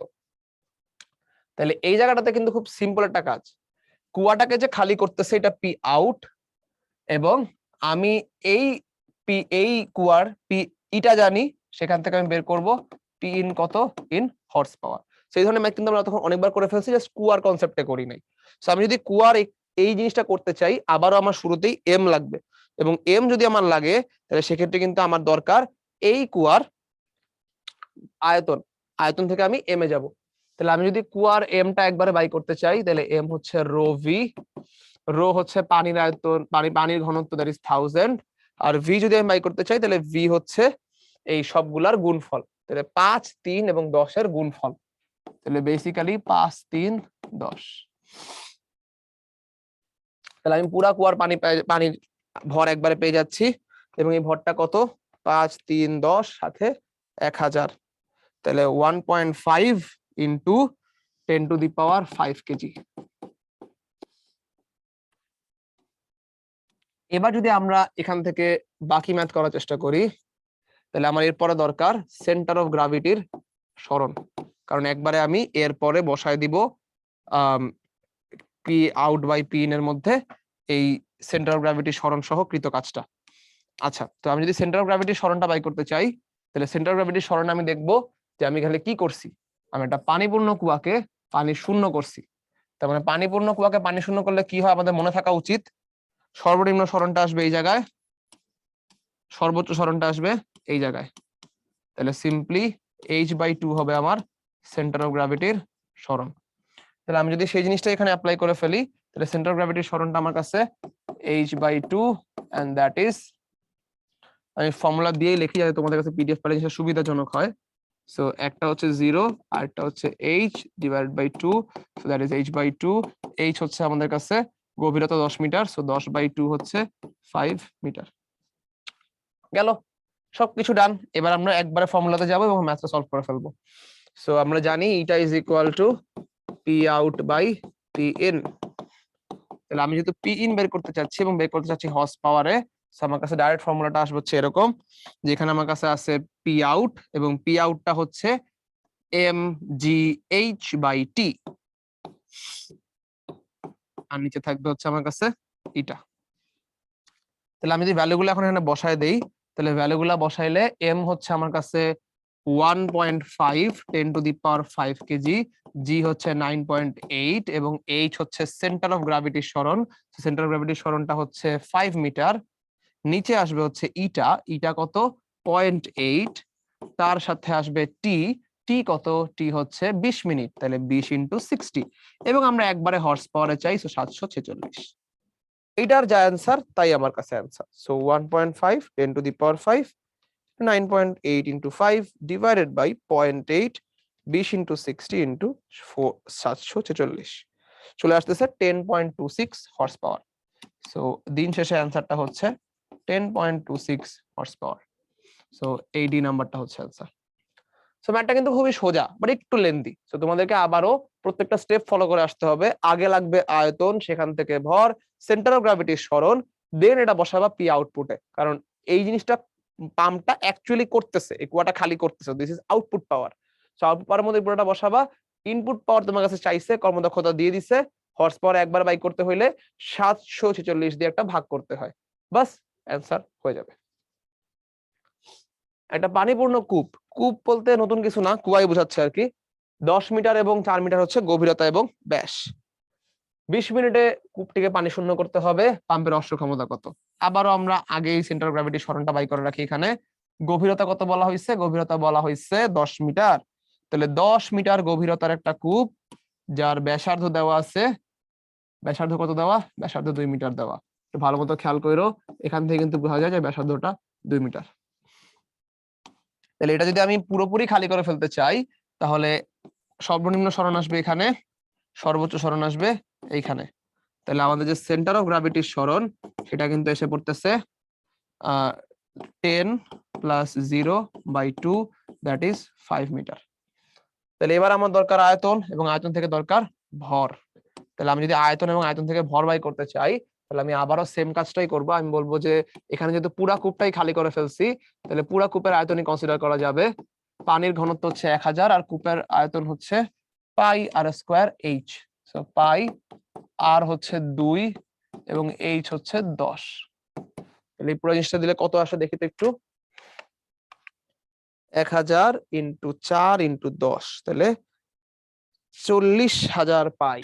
একবারে আর ভাঙা দরকার নেই, এটাকে এভাবে লিখে দেই, 40,000 পাই। তাহলে এটা হচ্ছে আমাদের ভর, ভর বের হয়ে গেছে। এবার আমরা চেষ্টা করব এখান থেকে অশ্ব ক্ষমতা বের করতে পাম্পের। তাহলে আমরা যদি পি বাই করতে চাই, তাহলে পি হচ্ছে M G H of center of gravity by T. তাহলে এম তো একটু আগে বাই করছি 40,000 পাই, এর সাথে জি হচ্ছে 9.8 এবং এইচ সেন্টার অফ গ্র্যাভিটিটা আমার কাছে কত? এইচ সেন্টার অফ গ্র্যাভিটিটা হচ্ছে আমার কাছে 5 ডিভাইডেড বাই আসবে টি। 20 মিনিটে আমরা জিনিসটা করছি, সো 20 × 60। এই পুরোটা ক্যালকুলেটরে বসাই দিলে যা আসবে এক্স্যাক্টলি আমরা তাই পাচ্ছি এখানে অ্যান্সার। সো ক্যালকুলেটরে বসাই দিই, so 40,000 pi into 9.8 × 5 divided by 20 × 60। So আমরা এখানে পাচ্ছি 5, আমরা সি হর্স পাওয়ার চাচ্ছি না, ও হর্স পাওয়ারের জন্য একটা 740 এক্সট্রা, দুঃখিত। তাহলে হর্স পাওয়ারের জন্য একটা এক্সট্রা 740, তাহলে আমরা পেয়ে যাচ্ছি 6.87 হর্স পাওয়ার। সো খুবই সিম্পল একটা অ্যান্সার, এগেইন আমাদের এটা চলে আসলো সি। সো বুঝতেই পারতেছো কুয়ার ম্যাথগুলা কিন্তু শেষ পর্যন্ত যায় ক্ষমতাতে, এবং ক্ষমতাতে গেলে তোমাকে আগে থেকে একটু খেয়াল রাখতে হবে যে P is equal to M, সেটা পুরা কুয়ার আয়তনও হতে পারে, কুয়ার একটা পোর্শনও হতে পারে। গত দুইটা ম্যাথে আমরা পানিপূর্ণ কুয়াকে পানি শূন্য করছি, সো পুরা কুয়ার আয়তন জুড়ে যে কুয়ার পানি আছে পুরাটাই খালি করে ফেলছি, এই জন্য পুরা কুয়ার আয়তন নিয়ে আমরা এখানে এম বের করছি। প্রথম দিকে একটা ম্যাথ ছিল যেখানে আমরা কুয়াকে অর্ধেক খালি করছিলাম, তখন কিন্তু এম নেওয়া লাগে নাই, m/2 নেওয়া লাগছে, কারণ পুরা কুয়ার পানিকে কিন্তু আমরা ফালাই নাই। সো এই জিনিসটা একটু খেয়াল রাখতে হবে, সেন্টার গ্রাভিটি সরণটা খেয়াল রাখতে হবে, বাকিটা কিন্তু এমনি মিলে যাবে। তো এই জিনিসটা একটু বুঝে করলেই কুয়ার ম্যাথ খুবই সোজা। আচ্ছা, একটা জলবিদ্যুৎ কেন্দ্র আছে যার বাঁধের গভীরতা হচ্ছে 20 মিটার। প্রতি সেকেন্ডে কত কেজি পানি অবশ্যই টারবাইন ব্লেডের উপর পড়লে 0.5 মেগাওয়াট বিদ্যুৎ উৎপন্ন করতে পারবে। তাহলে আমার কাছে পাওয়ার দেওয়া আছে, আমার কাছে একটা গভীরতা দেওয়া আছে, আমার কাছে চাইছে প্রতি সেকেন্ডে কতটুকু ভর টারবাইনে পড়া দরকার। চলো তাহলে বাই করি। এটা বাই করা তো সোজা, আমরা এখানে সিম্পলি বলবো P is equal to mgh/t।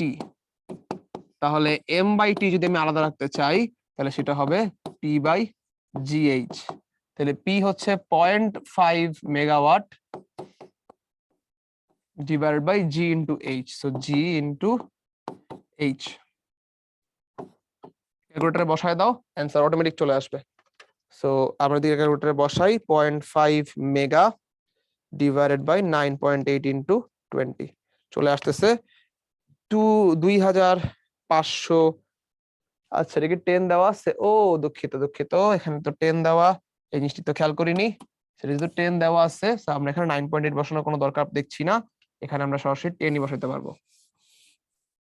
আচ্ছা, আমরা এখানে 10 বসাই দেই। So 10 into 20। সেবার আর একটু ভালো অ্যান্সার আসবে আমার এখানে। আমি যদি 10 বসাই তাহলে এটা আসবে হচ্ছে 2500 কেজি পার সেকেন্ড। এটা আমাদের কাছে ফাইনাল অ্যান্সার দাঁড়াচ্ছে 2500 KG per second. So 25 into 10 square, সেই নাম্বারটা হয়ে গেল অ্যান্সার। সেটা কিন্তু বুটেক্সে আসছে, কুয়েটে আসে, দেখতে পাচ্ছ। একটু খেয়াল রাখবা যে প্রতি সেকেন্ডে কত কেজি বলছে, তাই আমরা বের করছি m/t। শুধু কত কেজি বললে শুধু m/, করতাম, সেক্ষেত্রে তোমাকে টি দিয়ে দিত যে 20 মিনিটে বা 10 মিনিটে। তো যেহেতু প্রতি সেকেন্ডে বলছে, m/t বের করলেই আমাদের জন্য ম্যাথটা ইজিয়ার হবে। পৃথিবী পৃষ্ঠের 20 মিটার নিচ থেকে মোটরের সাহায্যে আমরা পানি টেনে উপর উঠাচ্ছি। ভালো কথা, প্রতি মিনিটে আমরা 600 কেজি পানি উঠাচ্ছি। এটা একটা m, এটা একটা t, এবং এটা হচ্ছে আমাদের হাইট। যদি পানি বাইরে আসার সময় এর একটা বেগ থাকে, তাহলে পাম্পের মোট ক্ষমতা কত? একটু ঠান্ডা মাথায় এটা করতে হবে, কারণ আমরা এখানে পি হিসাবে কি লিখি? আমরা পি হিসাবে লিখি w/t। এবং ইউজুয়ালি কুয়ার যতগুলা ম্যাথ আছে সবগুলাতেই আমরা এই কাজটা করি, যে পানি নিচ্ছি এবং সমবেগে উপর উঠাচ্ছি। যখন আমরা সমবেগে পানিটাকে উপরে উঠাই তখন গতিশক্তির কোনো পরিবর্তন থাকে না, জাস্ট বিভব শক্তিটা পরিবর্তন থাকে। তুমি ওই বিভব শক্তি পরিবর্তন ক্যালকুলেট করলেই তোমার জন্য ম্যাথটা হয়ে যাচ্ছে। এই জন্য আমরা সব জায়গায় এখন পর্যন্ত দেখছি power is equal two mgh/t, কারণ mgh টা বিভব শক্তি পরিবর্তন, সমবেগে উঠাচ্ছি, গতিশক্তির পরিবর্তন নাই, সো জাস্ট mgh দিয়ে কাজটা চলে যাচ্ছে। বাট এবার প্রথমবারের মতো আমাদের একটা গতিশক্তি পরিবর্তন আছে, আমরা স্থির কিছু পানিকে 5 মিটার পার সেকেন্ড বেগে তুলতে চাচ্ছি। একটা গতিশক্তি পরিবর্তন যেহেতু আছে, এইবার ডব্লিউ শুধুমাত্র mgh হবে না, এবার এটা হবে বিভব শক্তির পরিবর্তন প্লাস গতিশক্তির পরিবর্তন বাই টি। এটা আমরা কিভাবে করব? আমরা এখানে বলবো mgh plus half mv square by T. তোমার এত কিছু লিখতে হবে না, তুমি একবার পরীক্ষা খাতায় এই লাইনটা লিখবা। সো m কত? 600 কেজি পানি। সো 600 কেজি পানি ইন্টু 9.8 ইন্টু h হচ্ছে আমার 20 metre, plus half into 600 KG পানি ইন্টু 5 স্কোয়ার, আর টি হচ্ছে প্রতি মিনিটে, সো 60। এই পুরোটা এখন ক্যালকুলেটরে বসায় দাও, তাহলেই তোমার কাছে ফাইনাল অ্যান্সার চলে আসবে। So 600 9.8 20 half into 600 into 25 by 60, এটা আসতেছে 2085 ওয়াট। যেহেতু কিলোওয়াটে বলছে 2.085 কিলো ওয়াট। সো এটা কিন্তু আমাদের এক সরাসরি অ্যান্সার হয়ে যাচ্ছে। এবং এটা একটু খেয়াল রাখো, তোমাকে প্যাচ খাওয়ানোর জন্য কিন্তু এটাও দিয়ে রাখছে, এটা কিন্তু প্যাচ খাওয়া যাবে না, ভালো মতো একক খেয়াল করে তারপরে অ্যান্সারটা করতে হবে। তো ম্যাথটা খুবই সোজা, জাস্ট এটাই বুঝতে হবে তোমাকে যে ভাই যেহেতু বেগ বলছে, সেহেতু 0 মিটার পার সেকেন্ড পানিকে আমি 5 মিটার পার সেকেন্ডে নিয়ে যাচ্ছি, তাহলে এখানে একটা গতিশক্তি পরিবর্তন আছে, তাই গতিশক্তি পরিবর্তন এখানে 0 না, এখানে গতিশক্তি পরিবর্তন বসানো লাগবে। আমরা চলে আসছি এখন রিটেনে। মোটরের দক্ষতা 80%, তাহলে 0.8 এটা দেওয়া আছে। একটা ক্রেনকে চালনা করতেছে, সেই ক্রেনের দক্ষতা আবার দেওয়া আছে 50%। তাহলে দুইটা জিনিস পরস্পর মিলে আছে, দুইটারই দক্ষতা দেওয়া আছে। যদি মোটরের ক্ষমতা এত হয়, পি ইন যদি এত হয়, তাহলে ক্রেনটি 746 নিউটন ওজনের একটা বস্তুকে কত বেগে তুলবে। তো এখানে খুব সিম্পল একটা কনসেপ্ট ইউজ করতে হয়, যেটা তোমরা 9-10-এও যখন তোমরা এমসিকিউ করছো তখন এটা ইউজ করে আসছো। কনসেপ্টটা কি? কনসেপ্টটা হচ্ছে, যদি একটা ইঞ্জিনের বা একটা মেশিনের একাধিক সিস্টেমস থাকে এবং দুইটা লিঙ্কড থাকে, তাহলে আমরা টোটাল কর্মদক্ষতা কিভাবে বের করি। সো এটা যদি আমার একটা সিস্টেম হয়, এবং এখানে যদি আমি বলি যে আমি শুরুতে পি ইন দিছি, শুরুতে যা গেছে মোটরে, এবং মোটরের কর্মদক্ষতা হচ্ছে 0.8, তারপরে এখান থেকে বের হয়ে সেটা গেছে হচ্ছে ক্রেনে, এবং ক্রেনের যে কর্মদক্ষতা সেটা হচ্ছে 0.5, তাহলে দিন শেষে পি আউটটা আসলে কত হবে? সেটা মনে করো মোটর, আর এটা মনে করো ক্রেন। তাহলে প্রথমে পি ইন ঢুকলো, মোটরে গেল, ক্রেনে গেল, দেন পি আউট হইলো। তাহলে এই জায়গাটাতে টোটাল যে কর্মদক্ষতা সেটা আমি কিভাবে বের করি? তোমাদের মনে থাকা উচিত সেই ছোটবেলা থেকে যে ভাই, যখন একটা ইঞ্জিনিয়ারিং একাধিক অংশ থাকে এবং প্রত্যেকটা আলাদা কর্মদক্ষতা থাকে, আমরা টোটাল কর্মদক্ষতা বের করি প্রত্যেকটা পার্টের কর্মদক্ষতাকে গুণ করে। সো আমরা এখানে সিম্পলি বলতে পারবো যে ভাই, টোটাল যে কর্মদক্ষতা, সেটার কর্মদক্ষতা হচ্ছে η1 ইন্টু η2। তাই যদি হয়, তাহলে আমরা এখান থেকে বলতে পারি না যে P out is equal to P in η1 η2। তাহলে হিসাবটা করে ফেলো তো, পি আউট এখানে কত হবে। আমরা যদি বলতে পারি যে 4.73 কিলোওয়াট হচ্ছে ঢুকতেছে, তাহলে 4.73 কিলোওয়াট ঢুকলো, η1টা হচ্ছে 0.8, η2 হচ্ছে 0.5, গুণ দিয়ে দিলেই কিন্তু আমাদের পি আউট বের হয়ে যাবে। চলো দেখি তো পি আউট কত। পি আউট কিন্তু এখান থেকে বের হয়ে যায় 4.73, 0.8, 0.5, তো এটা আমাদের কাছে আসতেছে 1.892। তাহলে 1.892 কিলোওয়াট হচ্ছে আমার পি আউট। তাহলে পি আউট বের হয়ে গেলে বাকি মাত্র সোজা আমাদের কাছে এখন just simply P out is equal two F V, এবং এখান থেকে ভিটা বের করতে হবে। তাহলে পি আউট বাই এফ করে দিলেই হয়ে যাচ্ছে। তাহলে পি আউটটা হচ্ছে আমার কাছে 1892 ডিভাইডেড বাই এফ হচ্ছে আমার কাছে 746। তাহলে এখন এই জিনিসটাকে আমরা সিম্পলি ভাগ করে দিলেই কাজ শেষ। আমাদের কাছে আসতেছে 2.54 metre per second. So 2.536 metre per second, that is the velocity যে এই বস্তুটা উঠবে। আমি যদি আরেকবার ঠান্ডা মাথায় একটু বলে দিই, একটা সিস্টেম আছে যেমন দুইটা পার্ট আছে, দুইটা পার্টে আলাদা কর্মদক্ষতা দেওয়া আছে, টোটাল কর্মদক্ষতা হবে আলাদা আলাদা কর্মদক্ষতার গুণফল। সেই গুণফলের টোটাল কর্মদক্ষতা হয়, তাহলে টোটাল পি আউটটা হবে পি ইন এর সাথে এই কর্মদক্ষতা। তাহলে আমি গুণ করে পাইলাম যে আমার পি আউট হচ্ছে 1.892 কিলোওয়াট। তাহলে এই পি আউটটাকে এখানে বসাবো, এফ দিয়ে ভাগ করে দিলে পাই যাবো ভেলোসিটি। সো ম্যাথটা কিন্তু সোজা, ম্যাথটা কিন্তু একদমই কঠিন না। সর্বোচ্চ 1800 কেজি বহন করতে সক্ষম একটা লিফট 2 মিটার পার সেকেন্ড সমবেগে উপরে উঠতেছে। তাহলে এম দেওয়া আছে একটা সুন্দর করে আমার কাছে,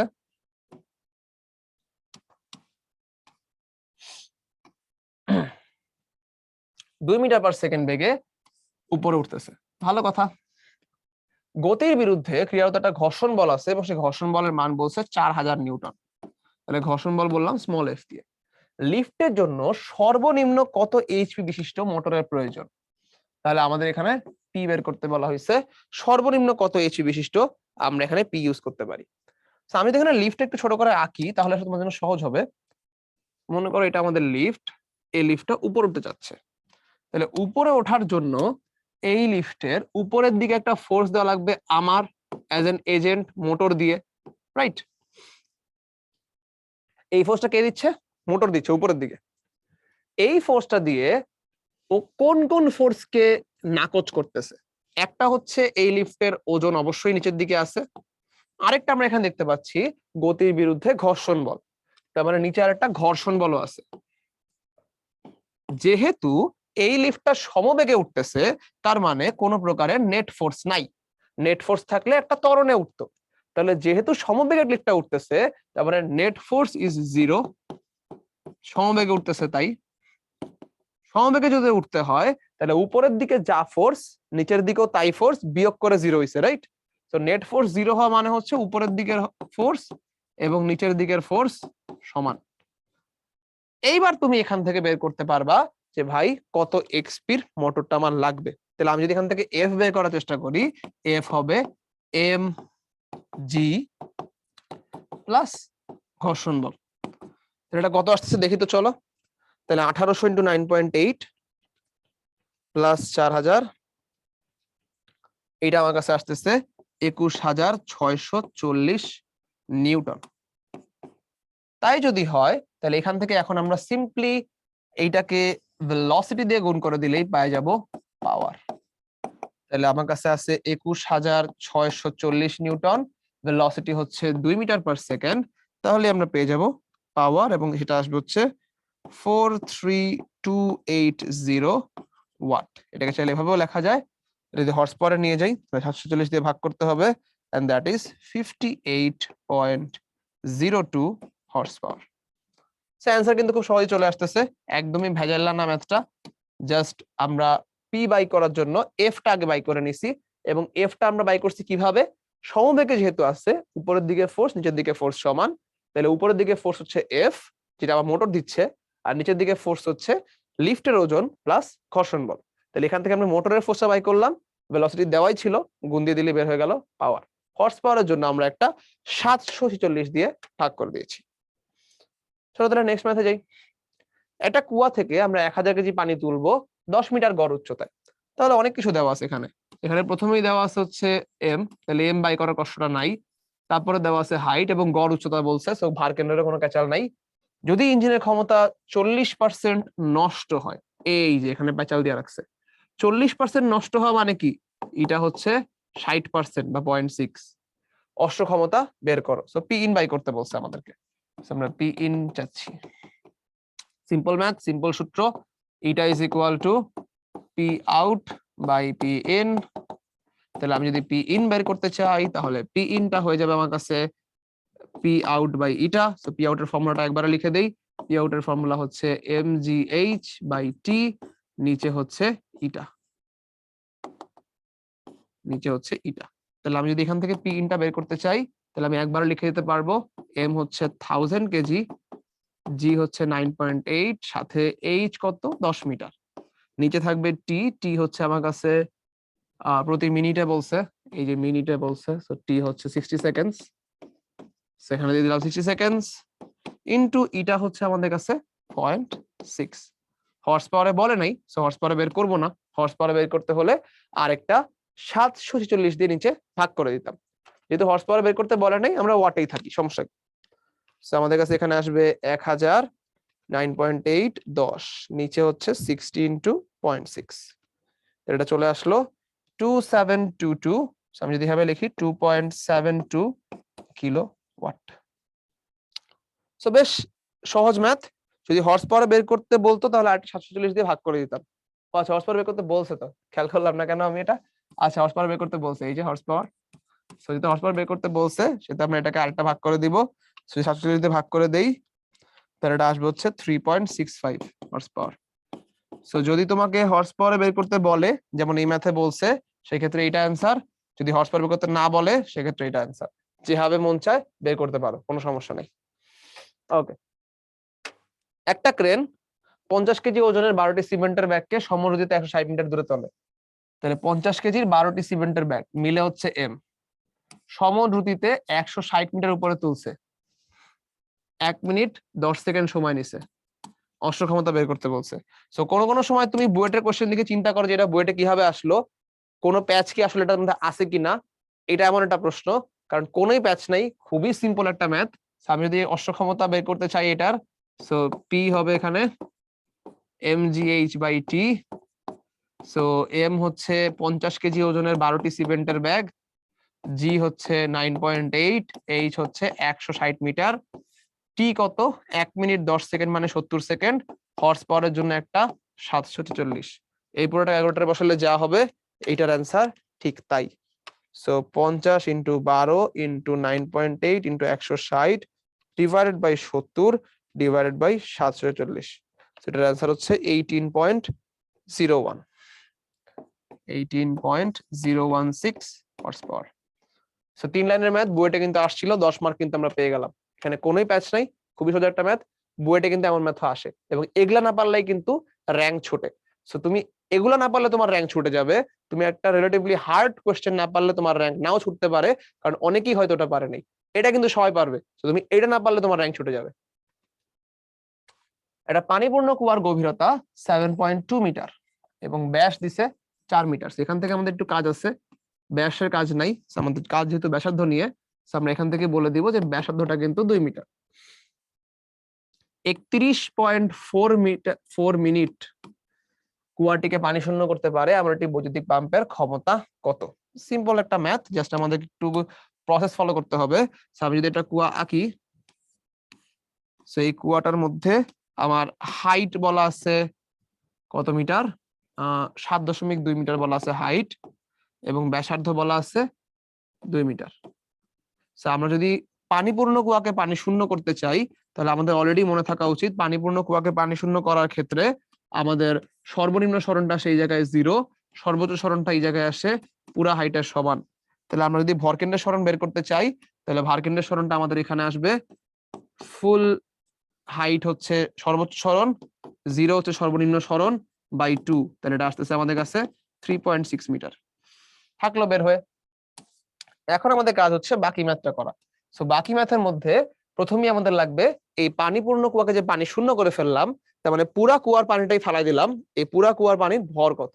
তাহলে পুরা কুয়ার পানির যে ভর, সেই ভরটা হচ্ছে রো ইন্টু কুয়ার আয়তন। যেহেতু পুরা কুয়ার অর্ধেক খালি করতে হলে অর্ধেক আয়তন নিতাম, কুয়ার 1/3 খালি করতে হলে 1/3 আয়তন নিতাম, কিন্তু পুরা কুয়া খালি করতেছি, সো পুরা কুয়ার আয়তন নিব। তাহলে রো হচ্ছে পানিরটা, সো 1000, এর সাথে যদি কুয়ার আয়তন নেই, তাহলে পাই আর স্কোয়ার ইন্টু এইচ। তাহলে পুরোটা গুণ দিলে কত আসে দেখি তো, চলো। তাহলে 1000-এর সাথে আমরা গুণ দিব 4 ইন্টু 7.2, তাহলে 28,800 পাই। এটা হচ্ছে আমাদের ভর চলে আসলো, ভালো কথা। যদি আমাদের এখানে ভর চলে এসে থাকে, তাহলে এরপর আমরা এখান থেকে বাই করে ফেলতে পারবো পাওয়ারটা। আমি যদি পাওয়ার বের করি,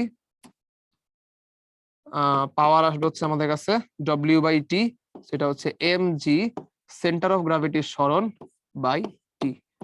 তাহলে এম হচ্ছে আমাদের কাছে একটু আগে বের করলাম 28,800 পাই কেজি, জি তো 9.8, আর সেন্টার অফ গ্র্যাভিটির সরণটা একটু আগে বাই করছিলাম 3.6, ডিভাইড বাই আমাদের কাছে আসছে টি, এটা হচ্ছে 31.4 মিনিট।